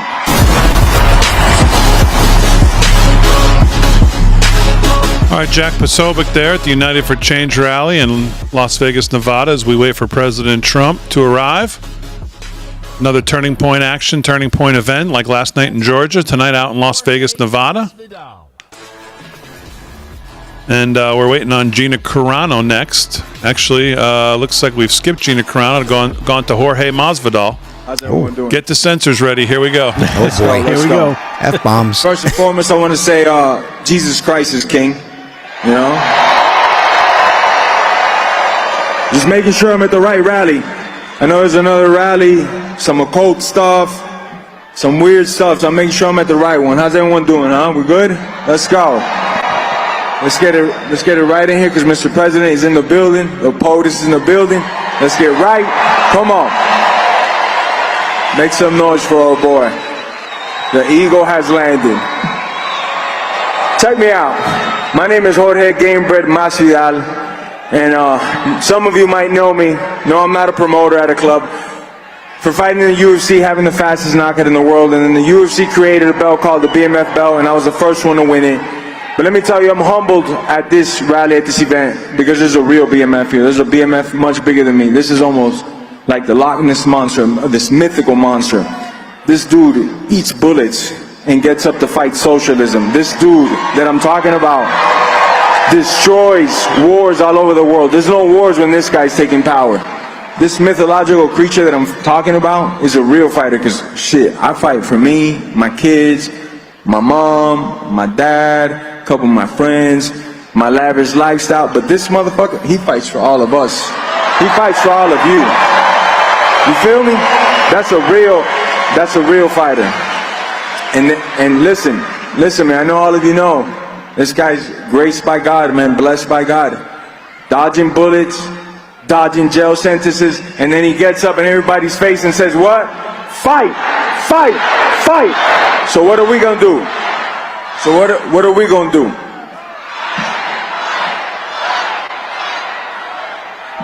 Now after me, we got some real computer-like mother effers coming up. We got Charlie Kirk and Vivek. So they don't give you all those details and all that good stuff and data. I'm just here to talk to you like you're a bunch of fighters and I'm your coach, man.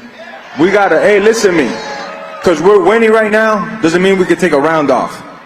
Because we're ahead in the race, doesn't mean we could take this last mile off. Because we're chilling, we could bring the pace down. We got to go harder than ever now these last 2 weeks.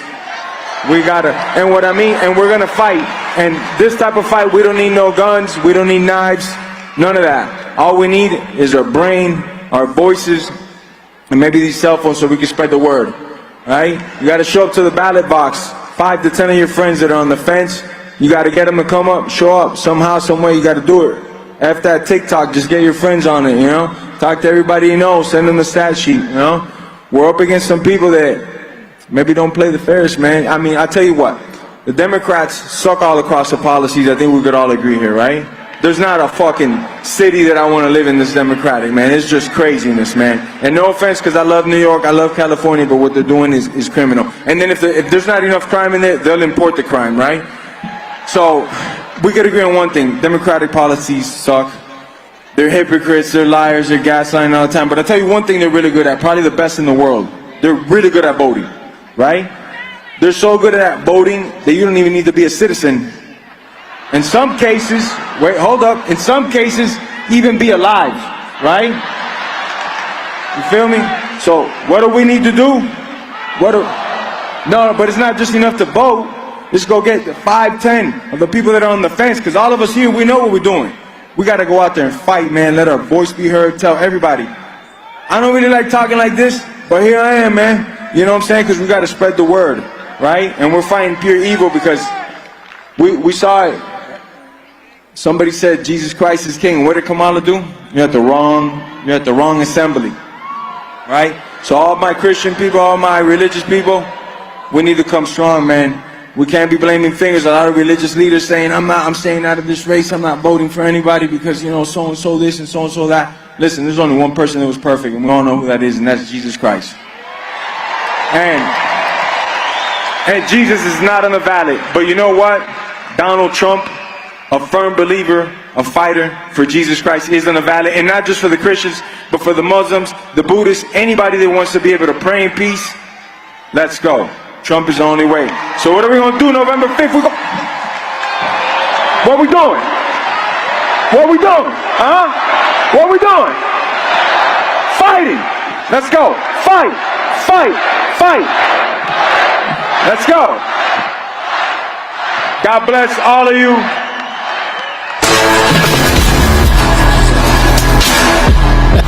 Woo! Don't say I didn't tell you. I told you. Come on. Don't say I didn't warn you. Yeah. Man. Whoever's on the 7-second dump button, I told you. A little colorful.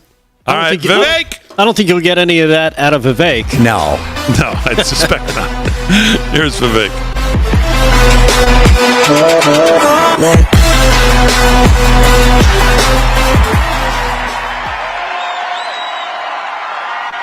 Who's ready to win an election? Let's bring this thing home in 12 days, guys. We don't have a lot of time. And we're about to do this. This isn't going to be small. This is an opportunity for a historic landslide that actually unites this country. I'm listening to the old man, Joe Biden, the other day. What's he saying? Lock him up. I think he wanted the Democrats to think he was talking about Donald Trump, but he was really talking about Barack Obama for getting him off the top of the stage.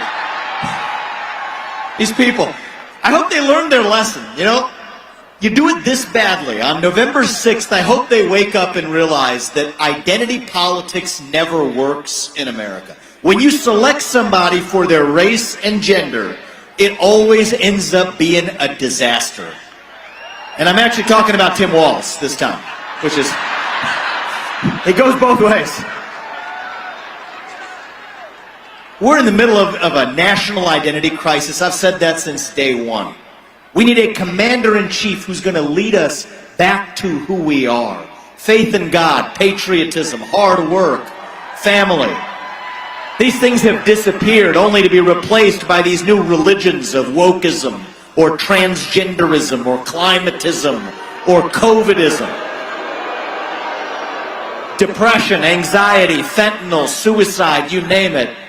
We are hungry for what it means to be an American. What does it mean to be a citizen of this nation in the year 2024? It means we believe in the ideals of 1776. It means we believe in merit.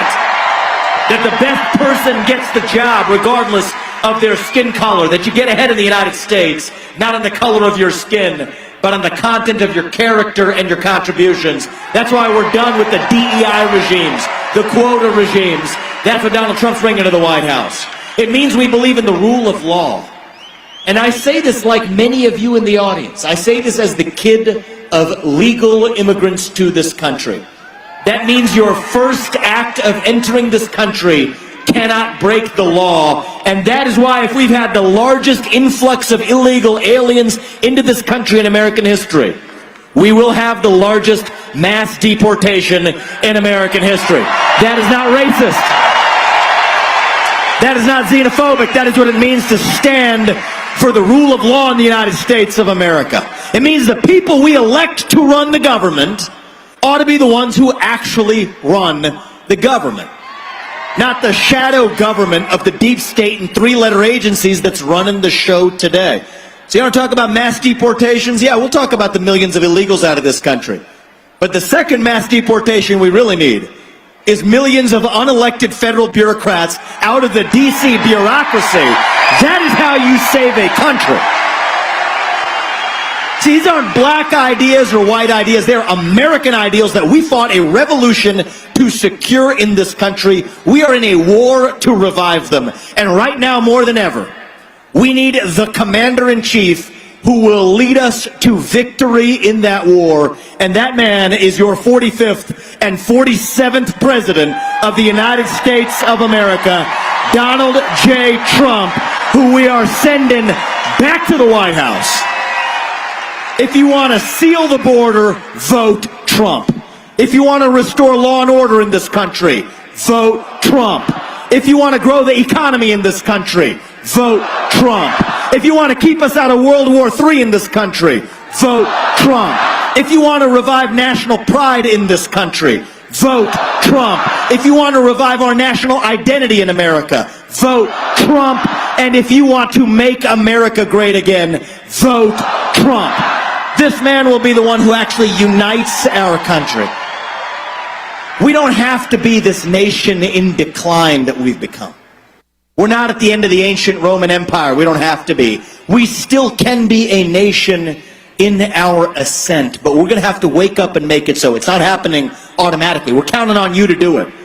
Nevada, get out there. I got 3 words for you. Vote, vote, vote. To you real straight, I don't like early voting. I don't. I'm not a fan of it. I think in this country we need single-day voting on Election Day as a national holiday with paper ballots, government-issued ID to match the voter file, and English as the only language that appears on a ballot. That's what I think we need in this country. All right? But in order to get there, we got to actually win the election. You have to be able to win by the rules we have in order to change them to what they should be. So this one time, I don't love it, but this one time, do what we need to do to win. Vote early, play by the same rules as the other side. We play to win this time. We're not messing around. We're not going to be victims. We are going to be victorious. That's what our founding fathers did. That's what we're about to do in 2024. You see, 2024 is our 1776. I'll tell you a story. It's a story about the Democrat-led media that called him a traitor. They called him a dictator. They said that he would be just an embarrassment on the world stage until a man took a gun and put a bullet in his body. And I'm actually talking about Abraham Lincoln. It's actually true. The first Republican president, it was the Democrat-led media that said those things about him 160 years ago, and yet here we are now. I truly believe Donald Trump is the George Washington of our moment. It is our 1776 in this country. They shot at him while he was crossing the Delaware, too. Didn't work with George Washington just like it didn't for Donald Trump. But this is our last chance as a country, especially my generation. I'm 37 years old. I was the youngest. I'm 39 now. I was 37 when I ran for U.S. president as the youngest person ever to run for president as a Republican. And I'll tell you what's going on with our generation, right? We're lost. We're hungry for a cause. We're hungry for purpose and meaning and identity at a time in our history where we've lost the things that used to ground us. All right, so the left will feed us their poison of race, gender, sexuality, and climate. And on November 6th, when we wake up to run to our own vision. Individual, family, nation, and God. beats race, gender, sexuality, and climate if we have the courage to stand for our own vision. We're not just running from something, we are running to something. So this year when we deliver, and I'm going to use the L word, deliver a landslide, I hope, God willing, on November 5th. Then we wake up on November 6th to a new country. November 5th is not the destination, it is the start line. It is the start line for the revival of our country. If we don't get this before my kids are in high school, my older son's 4 years old. I was with him this morning before being with President Trump in Phoenix, and then we came here. I'm going to be back with him tonight. If he's in high school before we get this right, I don't think we have a country left. That's the time horizon we're working with. But this is our chance to do it. Donald Trump's going to do his part, I promise you that. Every one of the other people on the stage, they're going to do their part. But I'm now asking you to do yours, to make a sacrifice for our country in our hour of need, just like our founding fathers did. There were 56 men who signed the Declaration of Independence. I don't know what happened to them. We don't often ask. 12 of them had their homes ransacked and burned to the ground by the British. 5 of them were captured by the British and tortured until their deaths. 9 of them died in the American Revolution. 3 more of them had their own kids die in the American Revolution. They didn't do it for them. They did it for us so we could be here 250 years later enjoying the blessings of liberty in the greatest nation known to the history of mankind. And I refuse to be the generation that squanders it. We've been taught to celebrate our diversity and our differences for so long that we forgot all of the ways we are the same as Americans, bound by that common set of ideals. It is up to us to revive them. So 2024 is our 1776. We're going to fight for it. So we will look our kids in the eye and mean it when we tell them, you get ahead in the United States of America with your own hard work, your own commitment, your own dedication. And that, you know what, you are free to speak your mind at every step of the way. That is the American dream. That is what we are running to. That is what won us the American Revolution. That is what reunited us after the Civil War and World War I and World War II and the Cold War. That is what still gives hope to the free world.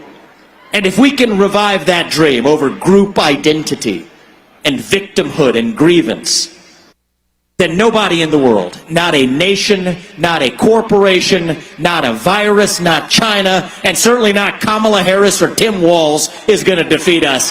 That is what American exceptionalism is all about, and that is what we will revive to save this great nation. Thank you all and your families. May God bless you and our United States of America. Do not stop fighting, guys. Let's get this done. Thank you. All right, Vivek Ramaswamy there, always good. I would suspect Vivek will have some part of a Trump administration if we are lucky enough to get one. Well, the word is President Trump is there. Yeah, they said he's in the building. Possibly ready to go. They're still scheduled 3 speakers before President Trump. Senator Marco Rubio, Charlie Kirk, and Tulsi Gabbard. So we'll see if they stick to that. Looks like they are. This looks like Senator Marco Rubio now. We'll go to the stage and listen to him. Back, isn't he electric? That guy's awesome. Huh? He's great. All right, it's great to be here in Nevada. Great to be back. Did you guys, how many of you are from Nevada? Most of you, right? Notice how I said Nevada, not Nevada. I lived here. I grew up here. When I was 7 years old, we moved here. People said, how'd you guys move all the way over there? I said, simple. They had jobs for people like my parents. And we lived here. When I lived here, talking about like 1980 through 1985, it was not the kid-friendliest place in America. There wasn't that much to do, to be honest. I mean, there was an ice skating rink in Henderson. When nobody even knew where Henderson was, it was where the ice skating rink was. And I've just seen this place grow so dynamically. And now I got to tell you guys, you're at the center and at the heart of this election. You really are. I truly believe that how this state goes is how this election is going to go. And Vivek mentioned a moment ago, we were just with President Trump in Arizona, and Arizona had a message. They're like, they're going to do their part. Ask Nevada if they're going to do their part to save our country and make it great again. So they want to know if you're going to do your part. And every time that I come here, I'm reminded of my childhood, and I think that's important because I think about my parents for a moment. My parents were immigrants from Cuba. There's Cubans here? All right, be careful with the Cubans. Be careful with the Cubans. My parents were immigrants. They didn't really go to a lot of school in their own country. My dad was nothing more than, he was a bartender at Sam's Town. And I'm going to tell you now, I'm going to start dating myself. My mom was a maid at the Imperial Palace.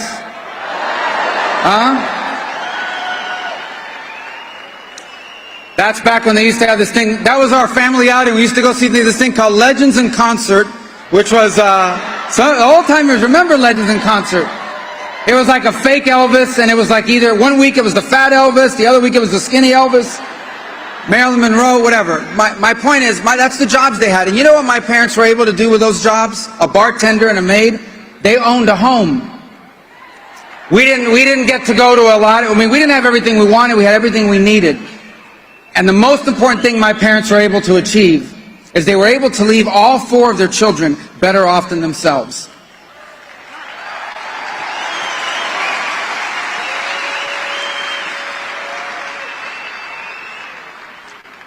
If there weren't any taxes on tips, the way Donald Trump is going to do, maybe we would have had more than what we wanted.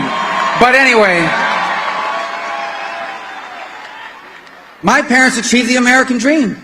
They were never rich, they were never famous, they never owned more than one home. In fact, we never owned more than one car, primarily because my mom didn't like to drive, but they never owned more than one car. But they lived the American dream. They didn't leave us any money, they left us something even more important, and that is the chance to be anything we wanted to be. And that's possible because I was born a citizen of the greatest nation in the history of all mankind.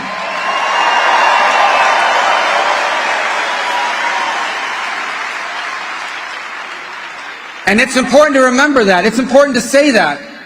You never hear that on the other side. Not enough. When the other side talks about the greatness of America, it always comes with an asterisk. Yeah, we're the greatest country in the world, but... and they'll fill in something we don't do right or something we did wrong 200 years ago or 150 years ago. Guys, I've never claimed that America's history is perfect, by the way. I've only claimed that our history is better than anybody else's history by far. We are a nation of progress and of opportunity, a nation that has changed the world and inspired the people of the world. But it's in trouble. You know it's in trouble. We know it's in trouble. It is a nation whose borders are not secure. We're not secure. This is not immigration. What's happening on our border, that's not immigration. That is mass migration. That is a total breakdown and total chaos, and it's by design. And that needs to stop. That is the choice in this election. Between a president, Donald J. Trump, who gave us the most secure border in modern history, and Kamala Harris, who as Vice President of the United States was the border czar and has allowed this country to be overrun by millions and millions of people from all over the world. My parents were able to achieve the American dream like so many of you, because when I grew up, bacon didn't cost $150 or whatever the crazy price is now. And that's the choice in this election.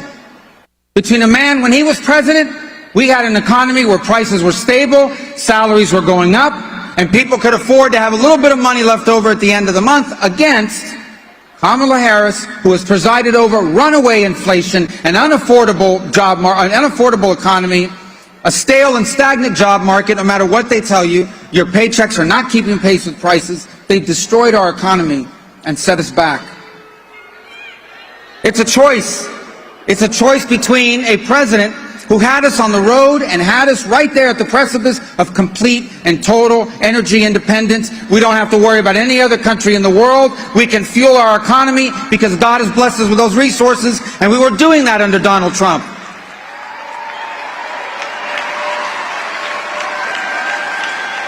And a vice president who wants to keep us from using our natural resources. and wants to force everyone to have to drive an electric car. And I like the guy who makes a lot of the electric cars, by the way.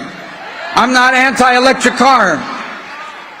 I'm not anti-electric car. I've always called them golf carts, but I'm not against anti-electric car. I'm not banning them. But you can't run a modern economy on electric cars and solar panels. You just can't. You can't do it. And we have an opportunity to generate our own energy, and it's clean and it's American. That's the choice. So what do you do? What do you do if you know you can't run on your record? And Kamala Harris can't run on her record. She was asked the other day, what would you do different than Joe Biden? I can't think of anything. And this was on The View, so it was like in the morning. 8 people were watching, and so she wasn't tired. And she couldn't think of a single thing she would have done different. That tells you everything you need to know. We can't afford another. If we have another 4 years like the last 4 years, you won't recognize your country. You won't. A President Biden-Harris administration that had us humiliated in Afghanistan. Absolutely humiliated. In fact, it's not a coincidence that after Afghanistan happened, Ukraine happened, October 7th happened, all the stuff China's doing against the Philippines happened, and maybe Taiwan soon enough happened, because they said, this guy's weak, Joe Biden, and America's weak because he's weak, and we can get away with it. That wasn't happening under Donald Trump. Under Donald Trump, the head of the number one terrorist in the world that worked for Iran, Soleimani, he died. ISIS wiped out. No wars were started. Ukraine wasn't invaded. Israel wasn't invaded. The world was safe. And by the way, that guy in North Korea, he stopped launching missiles. That's the strength we need in our country again. That's what this election is about. Saving our country, restoring our country, so your children, your grandchildren can inherit what we inherited, the greatest country in the history of the world. This election is about saving America, and there's only one way to save America. We have to win in Nevada. We have to win that Senate seat with Sam Brown. You got to come out and vote for him. He needs your support as well. And you need to do a huge service to your country. You need to make sure that everyone you know turns out and votes, so that in about, 12 days now? Less than 12 days, we will once again have a president, Donald J. Trump, running this country, saving this country, and making it what it belongs, a great country. Thank you and God bless. Thank you.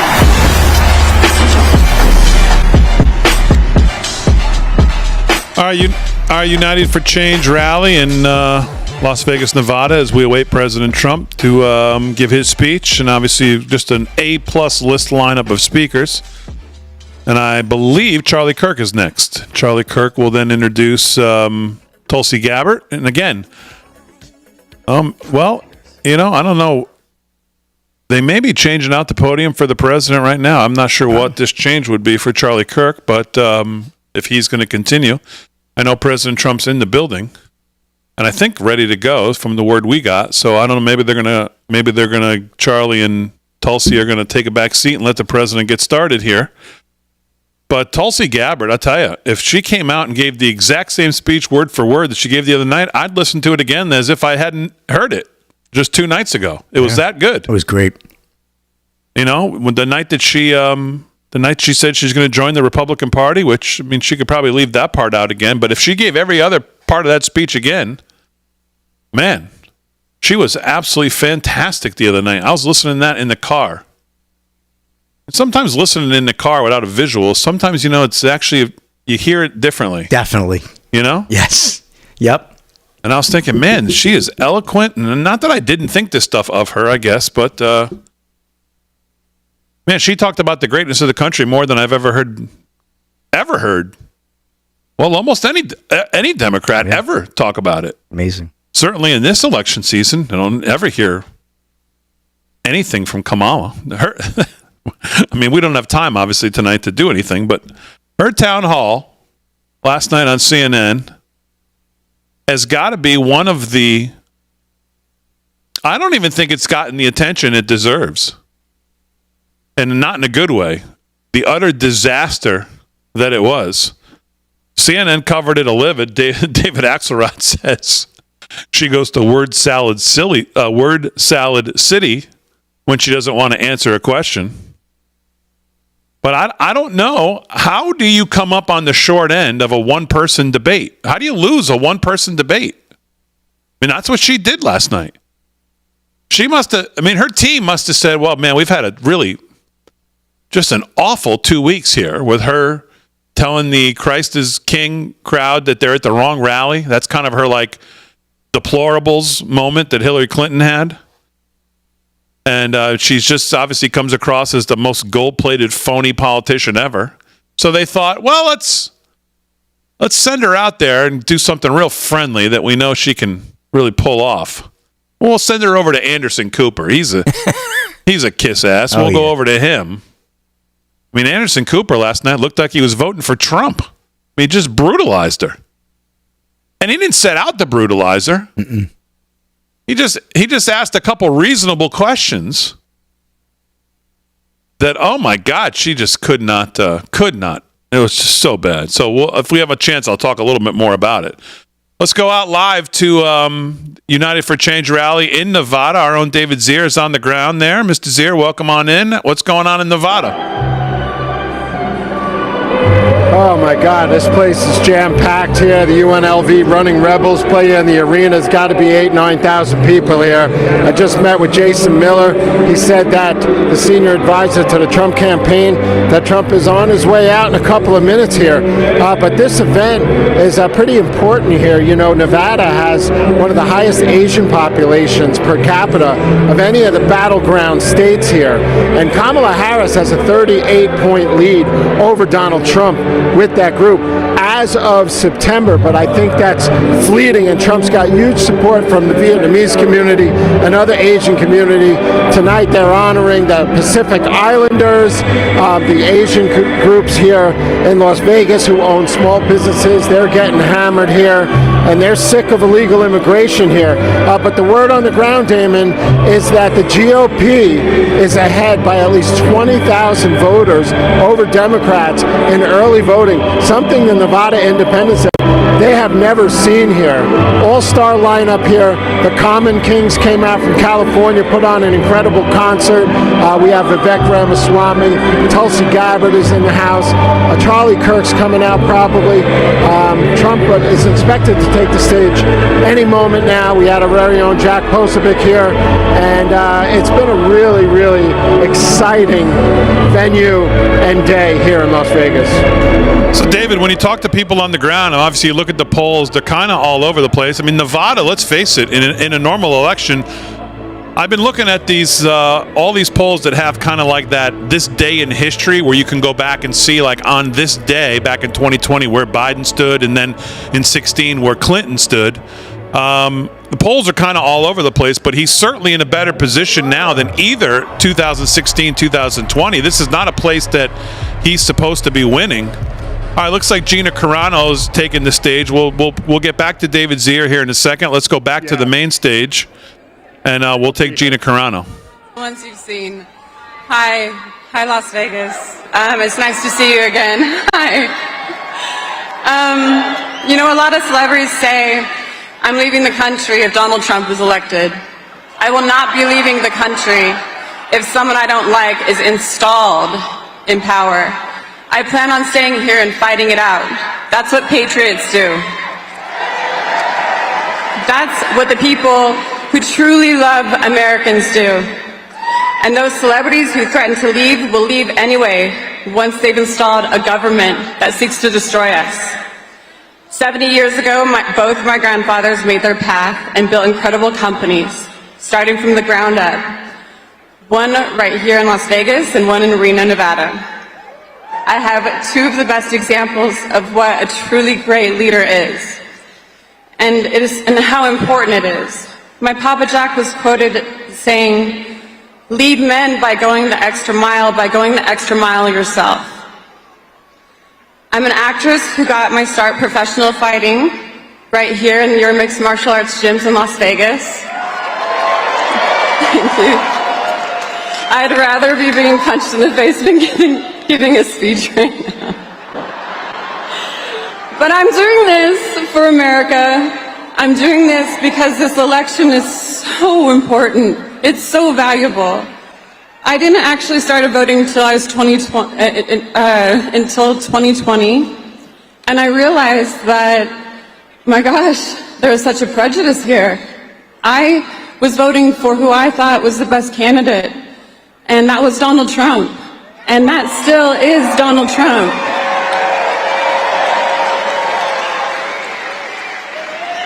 I was targeted, discriminated against, shamed and fired from one of the most powerful entertainment companies in the world. They fired me at the height of my career, and I went out to, I know, Disney. They deserve that. Thank you. Thank you. You guys have been paying attention to my story. I appreciate that. I mean, they've gone out of the way to make an example out of me, but I think by the grace of God, He's helping me make an example out of them.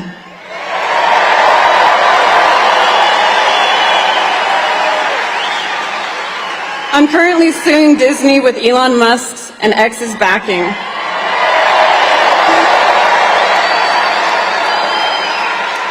I have never even spoken to Mr. Musk, but this kindness he has done me and many others, I feel is something you only see in the movies.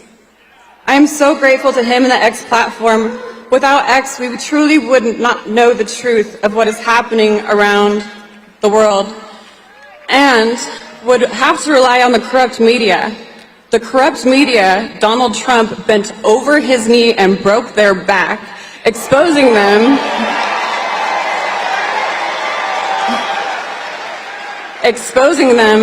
for who they truly work for. Worldwide, they are targeting Elon Musk and X to silence and control him over freedom of speech. That's something we pay our American governments to do.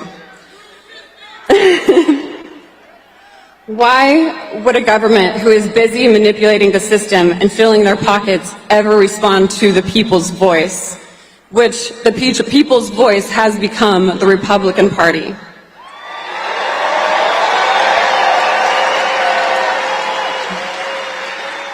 The Democrats have suffered no accountability.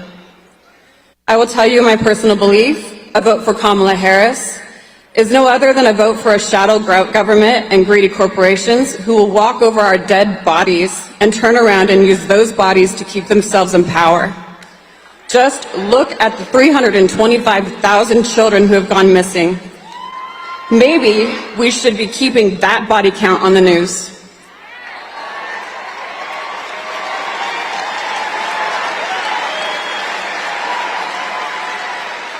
I want to tell you, Las Vegas and Nevada, I respect you so much because I lived here. I bartended at the Wynn. I know that you're a 24-hour city.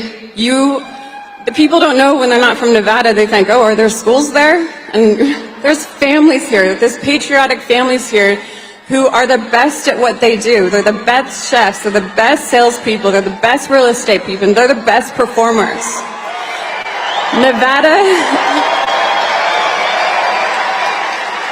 Nevada, you're going to show up, and you already have showed up, but we need to continue that on.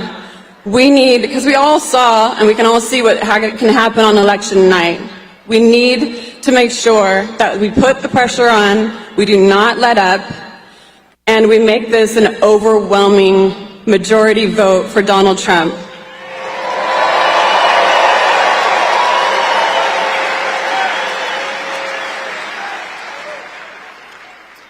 I'd like to just share a couple quotes that I think are pretty, things that I like. I'm skipping a couple pages here because I know that I think Trump's ready to come on.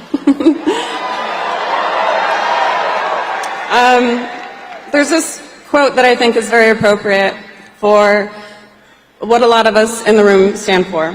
And I think it's from the Mr. Robot series, so let me read it for you.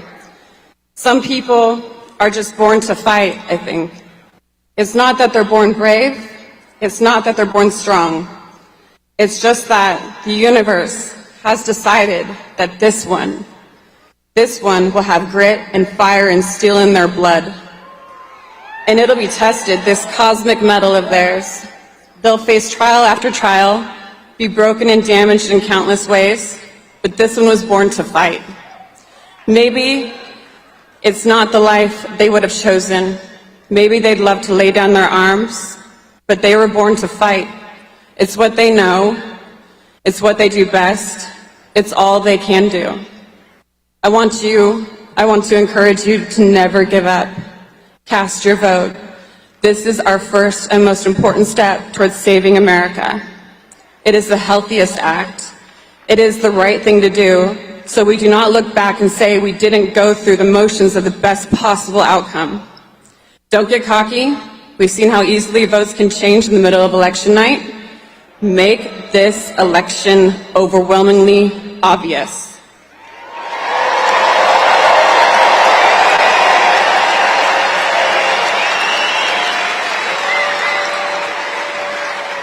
I truly hope this is the start of a great awakening and not a world where the puppeteers say, by 2030, you will own nothing and be happy. I'll leave you with a Bible verse that is much easier said than done, but I pray for the strength for us and for me to uphold it. Then I heard the voice of the Lord saying, whom shall I send, and who will go for us? And I said, here am I. Send me.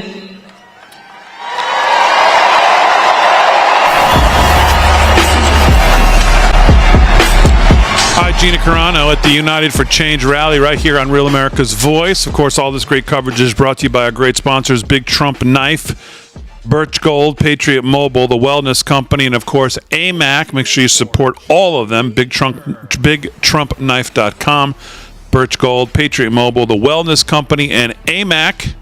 Looks like Charlie Kirk has taken the stage. He's either going to introduce Tulsi Gabbard or he's going to introduce President Trump.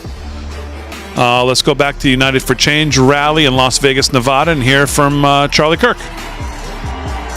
How we doing, Nevada? We are just 12 days away, everybody, from taking back this country, and it starts in Las Vegas, everybody. We are living through something historic right now. Tonight, you're about to hear from someone who ran for the presidency as a Democrat, the former co-chair of the DNC, Tulsi Gabbard. Can we give it up for Tulsi Gabbard? Does she not do a great job? And before I hand it off to her, I just want to say, every single day here in Nevada is going to count. When you guys vote and vote early, you are sending a message to the rest of the country. Do you guys see these early voting numbers out of Clark County? The Democrats don't know what's going on. By the way, who's voted already? Raise your hand if you voted already. But guess what? Your job's not over. Now go find 5 more people in the 12 days remaining and bring them to the polls. Go find 10 more people and bring them to the polls. We outnumber them. Our movement is bigger than ever. And it is an honor to host this tonight and to celebrate a woman that I believe is the best of America. She has served this country. She is a defector from the Democrat parties. I like to say, they get Liz Cheney and Adam Kinzinger, we get Bobby Kennedy and Tulsi Gabbard. Do the work, chase ballots. Join me in welcoming Tulsi Gabbard, everybody.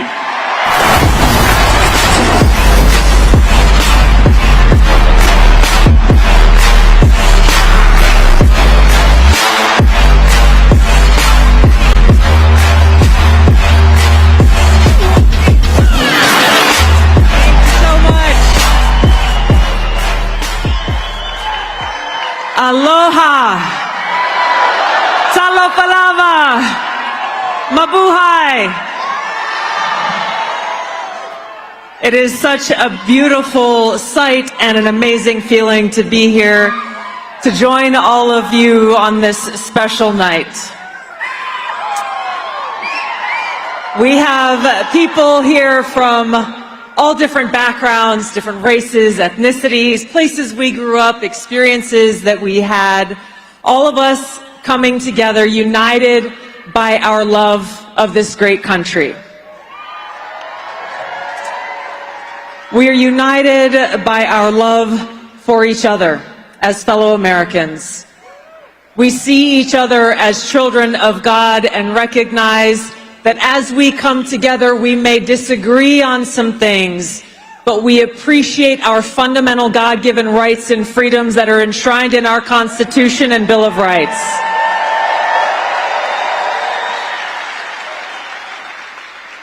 This is why we stand here together tonight, 12 days before the most historic and important election of our lives, united for change.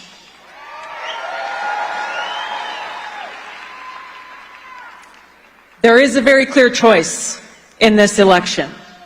I am doing all that I can to help elect President Trump because there is nothing short of our freedom and our future on the line.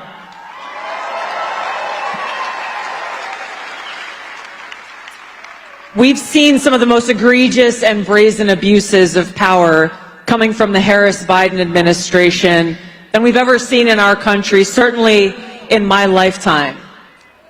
To see a person in Kamala Harris who is telling the American people that she believes in free speech, that her campaign is about freedom, and yet fundamentally she does not believe in our right to free speech. She doesn't believe in our right to gather in places like this and express ourselves. She doesn't believe in our right that is fundamental to the First Amendment to criticize our own government.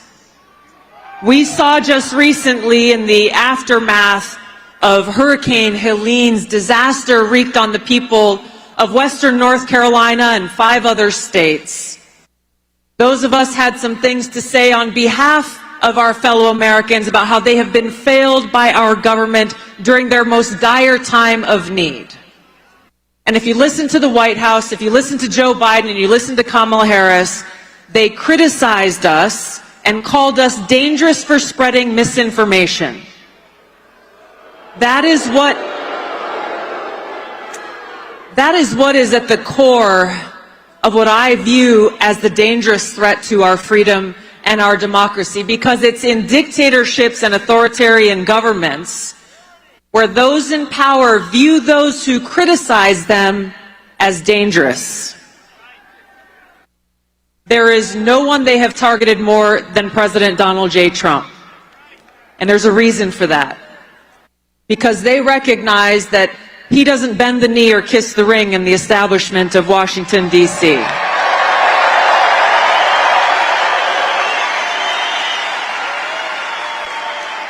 They recognize that he brings the voices of the people of this country who are frustrated and sick and tired of being forgotten and left behind by those in power. They recognize that President Trump is the only Republican who has had the courage to stand up to the uniparty of war in Washington and state over and over his commitment for peace. This is why they're throwing everything they possibly can at him and why they see him as the greatest threat. We see how they try to silence and censor those of us who dare to criticize them, saying that we are spreading misinformation or disinformation and therefore must be censored. How can we trust a person to uphold her oath to support and defend the Constitution of the United States who does not believe in the First Amendment? We can't. Exactly. How can we trust a person to uphold her oath to the Constitution who doesn't believe in the Second Amendment and our right to protect our loved ones? How do we trust someone in the presidency to uphold the rule of law when over the last 4 years Kamala Harris has allowed open borders and 20 million plus people in who their very first act was to break our laws?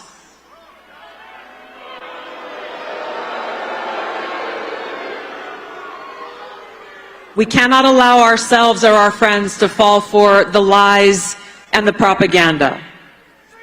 She's working hand in glove with the mainstream media and big tech, doing all that they can to erase the past and try to make us believe that this new picture is somehow true.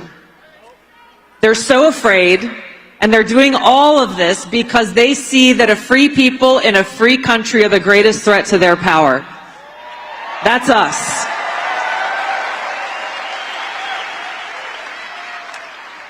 We must be vigilant. We, the people, is a call to action. We need to save our country, and President Trump needs every one of us to stand with him in making that possible. This is a no-fail mission we have before us. Yes, your vote is critical, but you got to bring 10 people with you to make sure that our voices are heard in the swamps of Washington and that Donald Trump goes back to the White House to make America great again and start to clean that house.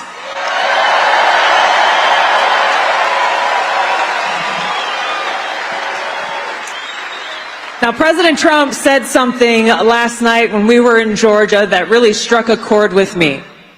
He told the people there in Georgia that what he has built and what he is leading is a movement of love.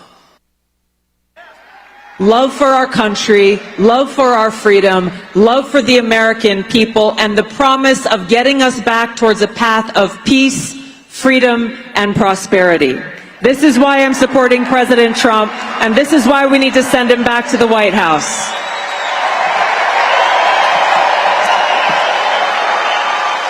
So I want you to join me right now, sharing all of the aloha that is in your heart, and welcome the 47th President to the United States here on stage right now. So I'd like to begin by asking a very simple question. Are you better off than you were 4 years ago? Is it easier for you to go and buy things in the stores than it was 4 years ago? 9% of Americans say the economy is getting worse. This has been the four-year agenda. It was really crushed middle-class families. Is there more or less unemployment in the country? More than 70% of people tell the country is on the wrong track. That track follows 3.5 years of you being vice president. Is America as respected throughout the world? Biden and Kamala Harris have projected weakness on the world stage.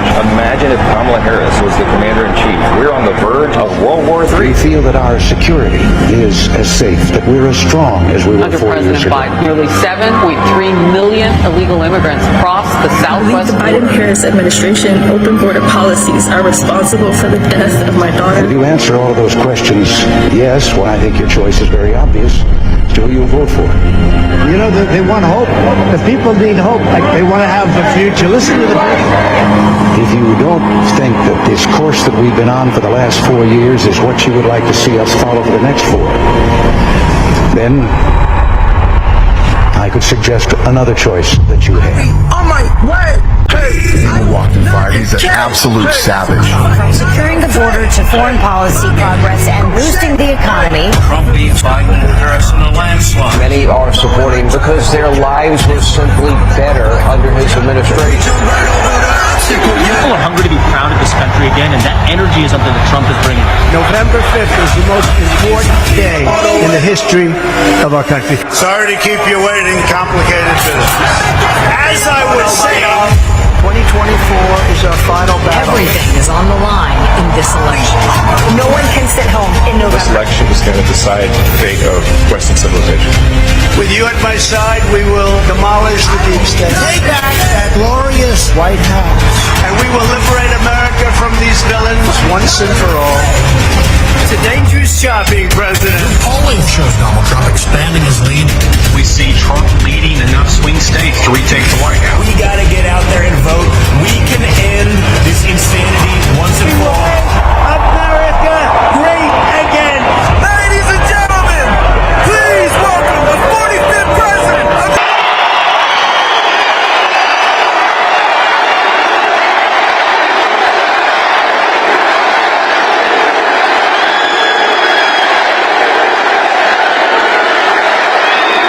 Thank you very much, everybody. And a very big hello, Las Vegas. We love you, Las Vegas. And hello to Nevada. I'm thrilled to be back in this incredible state with thousands of proud, hardworking American patriots. It's great. It's great. And I'd like to begin by asking a very simple question. Are you better off now than you were 4 years ago? I don't think so. What do you think? No way. Nah, you were much better off 4 years ago, 5 years ago, 6 years ago, and 7 years ago, and 8 years ago. This is terrible what's happening to our country. This is terrible. We have people that are grossly incompetent. We have the worst president in the history of the United States. We have the worst vice president in the history of the United States.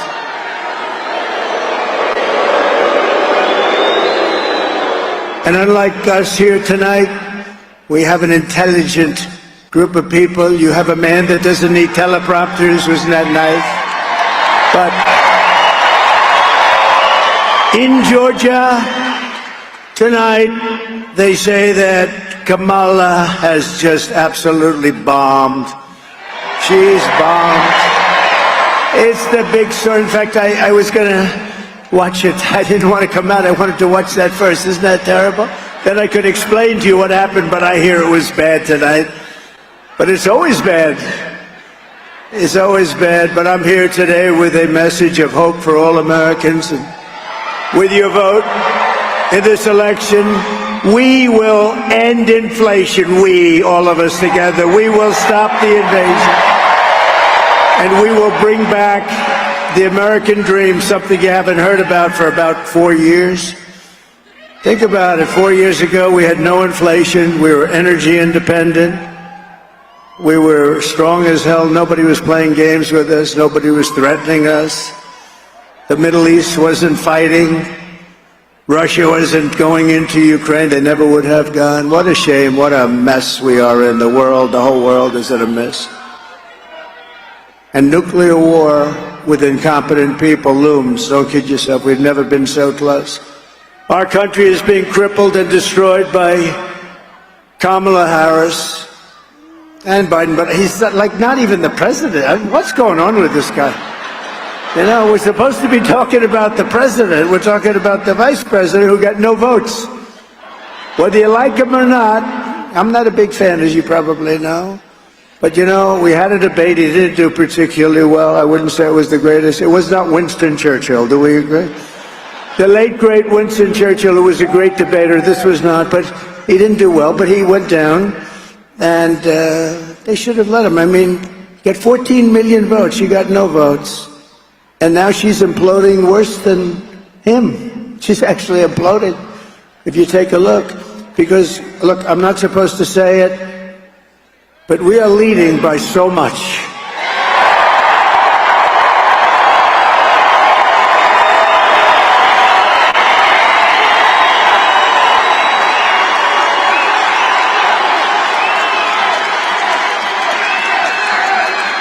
Now we're leading by a lot in Nevada. We're leading by a lot in Arizona, Michigan, Pennsylvania, Wisconsin,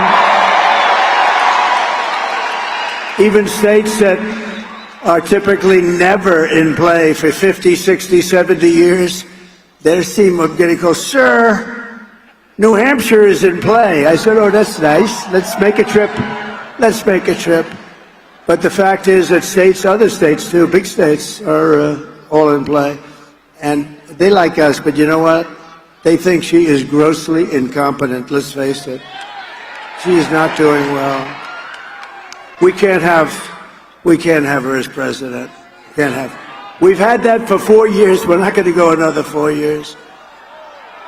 She broke it, and I promise you I will fix it, and we'll fix it fast. With your support on November 5th, America will be bigger, better, bolder, richer, safer, and stronger than ever before. This election is a choice between whether we will have 4 more years of incompetence, failure, and disaster, or whether we will begin the 4 greatest years in the history of our country. We can do that. It's not too late. It's not too late. A couple of years like this, it will be too late. You'll never put it together again. After all the catastrophes that she has caused, Kamala Harris can't say one thing that she'd do differently. Did you see that the other night? Would you name one thing? How about 20? Would you name like 25, 30? But I'm asking you to be excited about the future of our country again. You're going to be excited. Because this will be America's new golden age. It's going to be the golden age of America. You watch. And we're off to a little bit of a bad start because we're starting around the minus 30-yard line. But we'll catch up fast. We'll clean up our country. We'll get the criminals the hell out of here that are pouring in. Right? Every problem facing us can be solved, but now the fate of our nation is in your hands because we can't go any longer. We're taking it right up to the edge.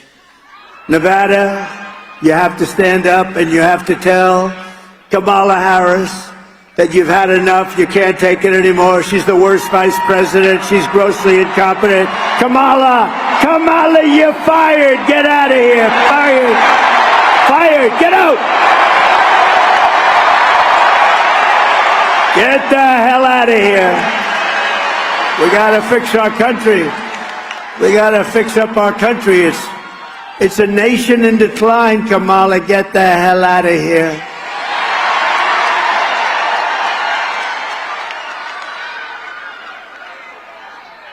The polls are open for early voting in Nevada every day from now to November 1st. So get your husband. Hank, get the hell out of the couch, Hank. Get up, get that big fat ass of yours. We're gonna go and vote for the president. We're gonna turn our country around, Hank. Come on, let's go, Hank. Right?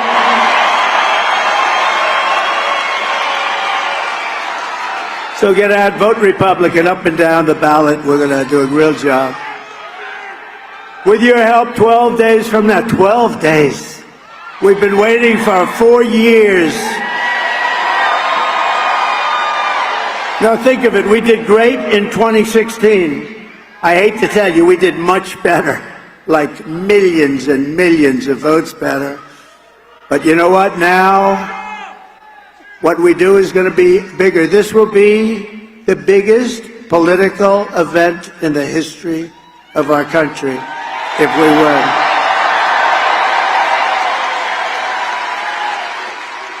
With your help, 12 days from now, we are going to win Nevada. We are going to defeat Kamala Harris, and we are going to make America great again. Right?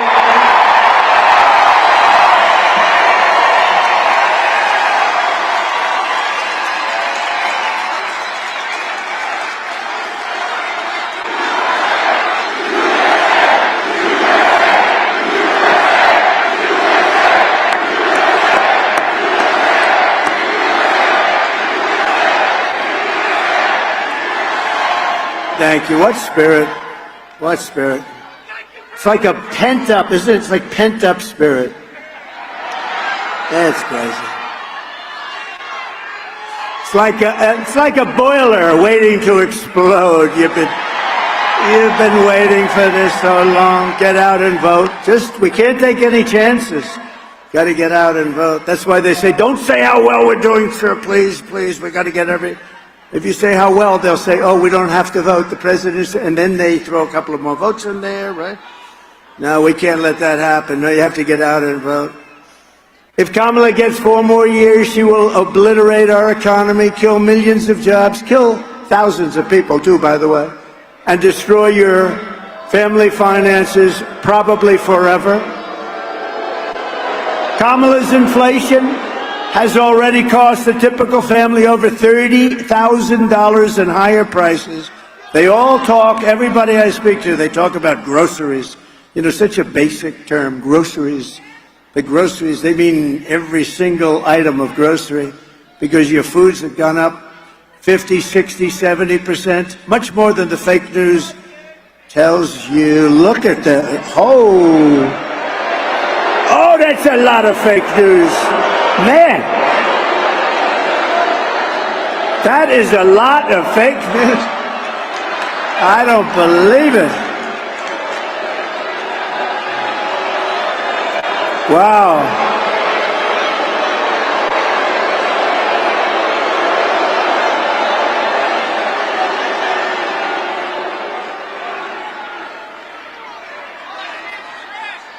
You know, they sort of have a death wish because They don't want to follow me, but they have to because those ratings.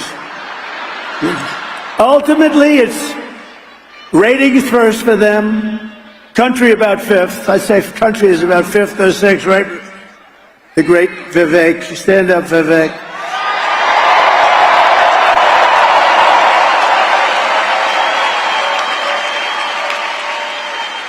We have Marco Rubio. We have everybody. Marco. We have Marco. We went to a Latino restaurant. They saw Marco. They went crazy.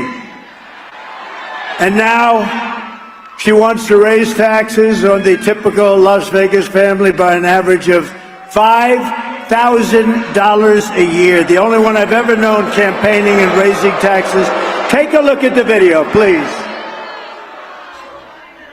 To get rid of that tax bill, calling for a full repeal of President Trump's tax cuts. If Kamala Harris was elected president, there are many different tax policies which could cripple the economy, but the first thing she wants to do is allow these Trump tax cuts to expire. Even the New York Times admits that 85% of the middle class got a tax cut. Americans will face a hike. The Tax Foundation finding that a couple with 2 kids making $165,000 a year would have to pay over $2,400 more in taxes. And on day one, I will repeal that tax bill. Joe Biden and I are about to work to get rid of that tax cut. Joe and I are about to get rid of that tax bill. Joe Biden and I are about to get rid of that tax cut. Everything from a 70 to 80% tax rate. I think that's fantastic. We've got to increase the corporate tax rate. Part of that is going to be about repealing that tax bill that they just passed. And also looking at estate taxes are going to have to go up. We will tax capital gains. But we're going to have to raise corporate taxes. Taxing unrealized gains just doesn't seem fair in any sense of the word. Well, the value of your home goes up. You pay higher taxes even if you don't sell your home. Your value of your home never moves the way the stock moves to say, we're going to tax what you don't have. That's a sore point, and it's a big deal. Is that something you think she firmly believes in? I think it's part of the proposals of the campaign. Under my plan, there will also be a carbon fee. There has to be some connection between the fee and bad behaviors, and there has to be, in that we have to monitor whether it's going to be passed on to consumers. But I'm going to tell you that should never be the reason not to actually put a fee, and in particular, carbon fee.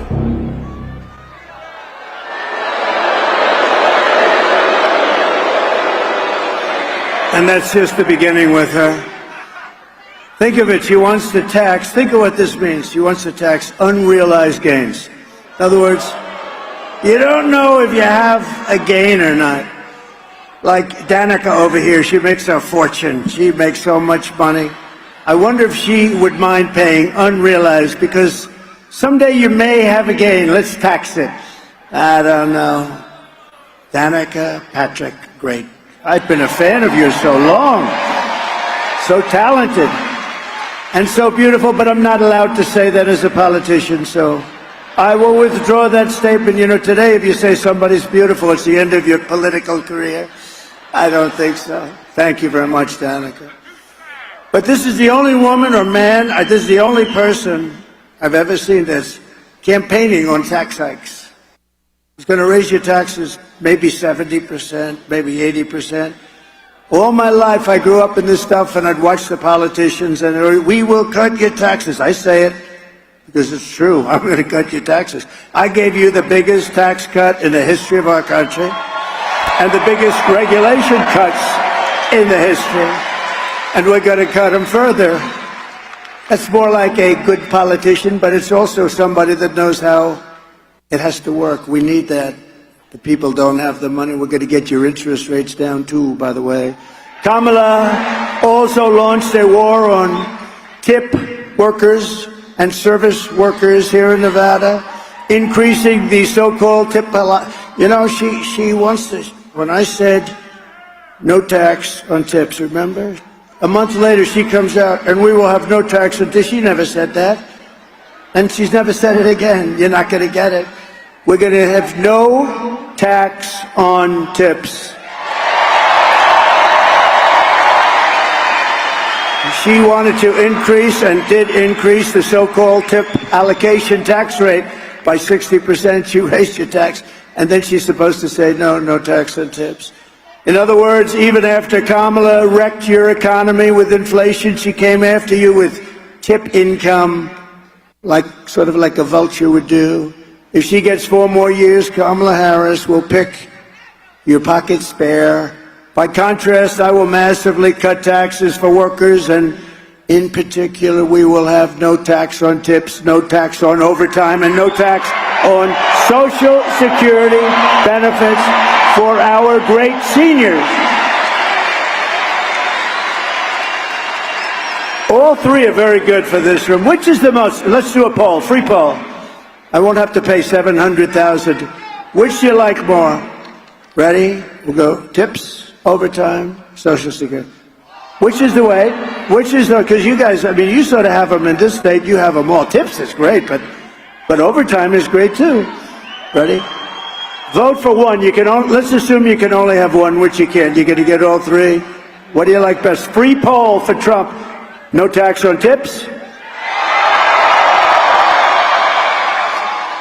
No tax on overtime.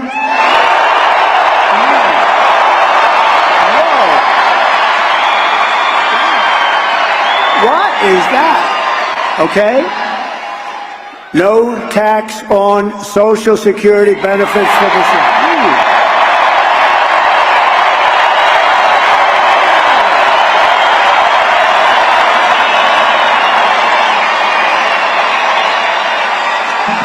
That's amazing. See, the seniors always win. They always win.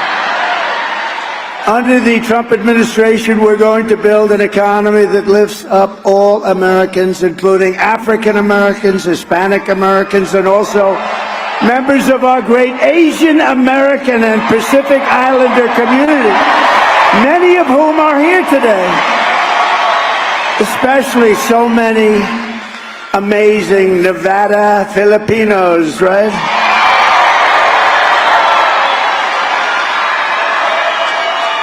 I have to be honest. So what happened? I came in and I saw so many people. I said, where the hell? They had the most beautiful, they had the most beautiful clothing, such bright colors. I said, where the hell do all these people come from? And when they told me, that's why I put that little paragraph in there. I said, it's great. You are the greatest people, hardworking people, and we're going to take care of you. We're going to take care of you. You're going to take care of us. No, you're great. No, what spirit, what great spirit. It's an honor to have you here. Thank you very much. I appreciate it. Beautiful clothing, the colors. I want to wear colors like that. How would it be if I walked into the Oval Office with some of those colors I saw tonight? I don't know, maybe. For me, I don't think it works. But we're pleased to be joined by an incredible leader from the Asian American Pacific community, a lieutenant colonel in the U.S. Army Reserve and a former congresswoman and Democratic presidential candidate. And you just heard her, and she is great, and she is so popular. You know, I always say she's a woman of common sense. I've watched her for a long time. Of course, not that long because she's quite young. But I've watched her for a long time, and I've always loved her saying she doesn't want to go to war with countries that nobody ever heard of, that don't want war. And Tulsi Gabbard, she's great. Thank you. Great job, Tulsi. Great job, Tulsi. Thank you. She's terrific. And we have, don't forget, Bobby Kennedy is going to straighten out our health. He's going to straighten out our health and all of that stuff. And I don't know if I'm going to have him working too much on the environment. I'm a little concerned about that with Bobby. I don't know if I want him playing around with our liquid gold under our feet. You know, I got to say, Bobby, work on health. He's great. Because, you know, I like the liquid gold, I think, more than his oil and gas. I think I like that a little bit more than Bobby. But he'll have an impact. No, he's so popular. We introduced him last night. Place went crazy. Went crazy with Tulsi, too. And Tucker Carlson was here last night. He was very popular, really popular. We had a great time last night, but we had about 20,000. Today we have 29,000 people, and we have 29,000 outside to fill the place up twice. We broke the record in this place. It's a nice place, by the way, quite nice.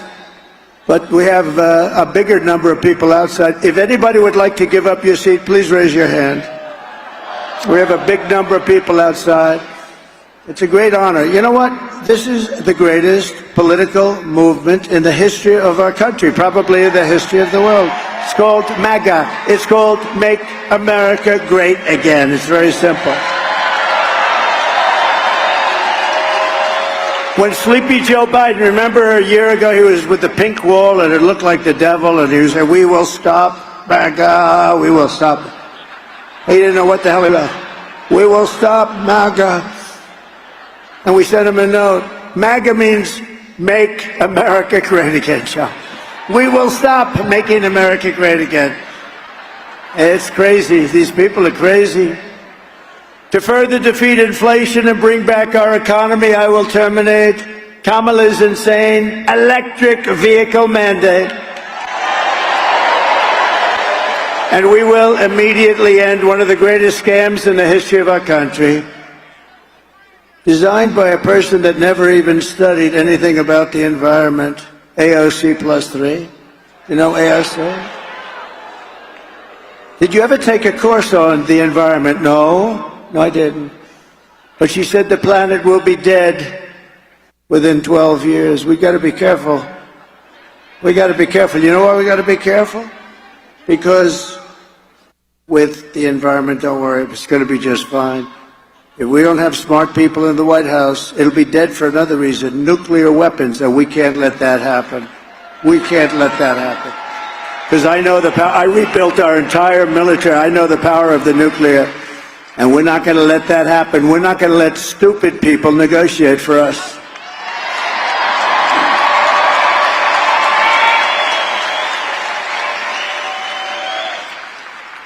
And the mandate, the electric, and by the way, electric cars are great. Elon Musk endorsed us. He endorsed us, gave us the great. You know where he is right now? He's in Pennsylvania campaigning because he thinks this is the most important election in the history of our country. And he's great. And they are great. They're great, but for a certain group of people. But we want to have gasoline-propelled cars. We want to have hybrids, which are good. Hybrids are good. Combination of both. We want to have everything. Hydrogen, I don't know about it. I think Danica would know about hydrogen. Hydrogen cars, Danica, they say they're really good, except there's one problem. When there's a mishap, when it explodes a little bit, they cannot even recognize you. So we never want to do that. That's too much. Hydrogen cars, I think we'll take a pass on hydrogen. Sir, your wife was in a little accident. Oh, what kind of a car? Hydrogen. Where is she? We don't know. She's gone, sir. She's gone. Oh, my wife. I want to see my wife again. Hydrogen, no. I think we'll pass.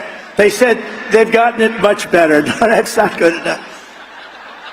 But we will quickly become energy independent again. We were energy independent 4 years ago. And we will frack, and drill, baby, drill. Right? We're going to drill.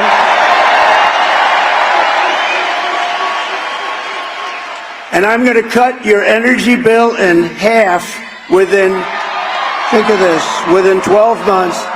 50% you're going to have it down. And the reason we can do it is we got that liquid gold. We don't know what to do with it. We have so much. We don't use it. And you know what? When that comes down, because that's what led it up, that and their stupid spending.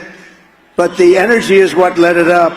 They're paying a fortune for energy. We have it under the ground. We're going to use our energy. Your energy bills from January 20th, when we take office, will be down 50% within 12 months, and everything else will follow. To make housing more affordable, we will open up portions of federal land, which is what you've wanted here so badly. And your governor's doing a good job, by the way. We thank him very much, Joe Lombardo. Doing a very good job. For large-scale housing construction in those zones, we'll have ultra-low taxes and low regulations to help bring back jobs and factories from foreign lands. We have our jobs going to foreign lands. But I killed the big auto plant in Mexico, right? You know that. They were building the biggest auto plant in the world. You know what happened? I said, if you build it, you're going to pay a 200% tariff, meaning you're not going to be able to sell any cars into the United States. And by doing that, I saved Michigan. I helped South Carolina a lot, but I saved Detroit because they've been decimated so badly over the years, over the decades. They've been devastated. We're going to bring the auto industry back into our country through smart taxation and tariffs and incentives. And we're going to have every car company that wants to sell cars in this country, they're going to be making them in our country. And remember, the interest rate deduction, you buy a car, the interest rate deduction that I am going to get you is only going to protect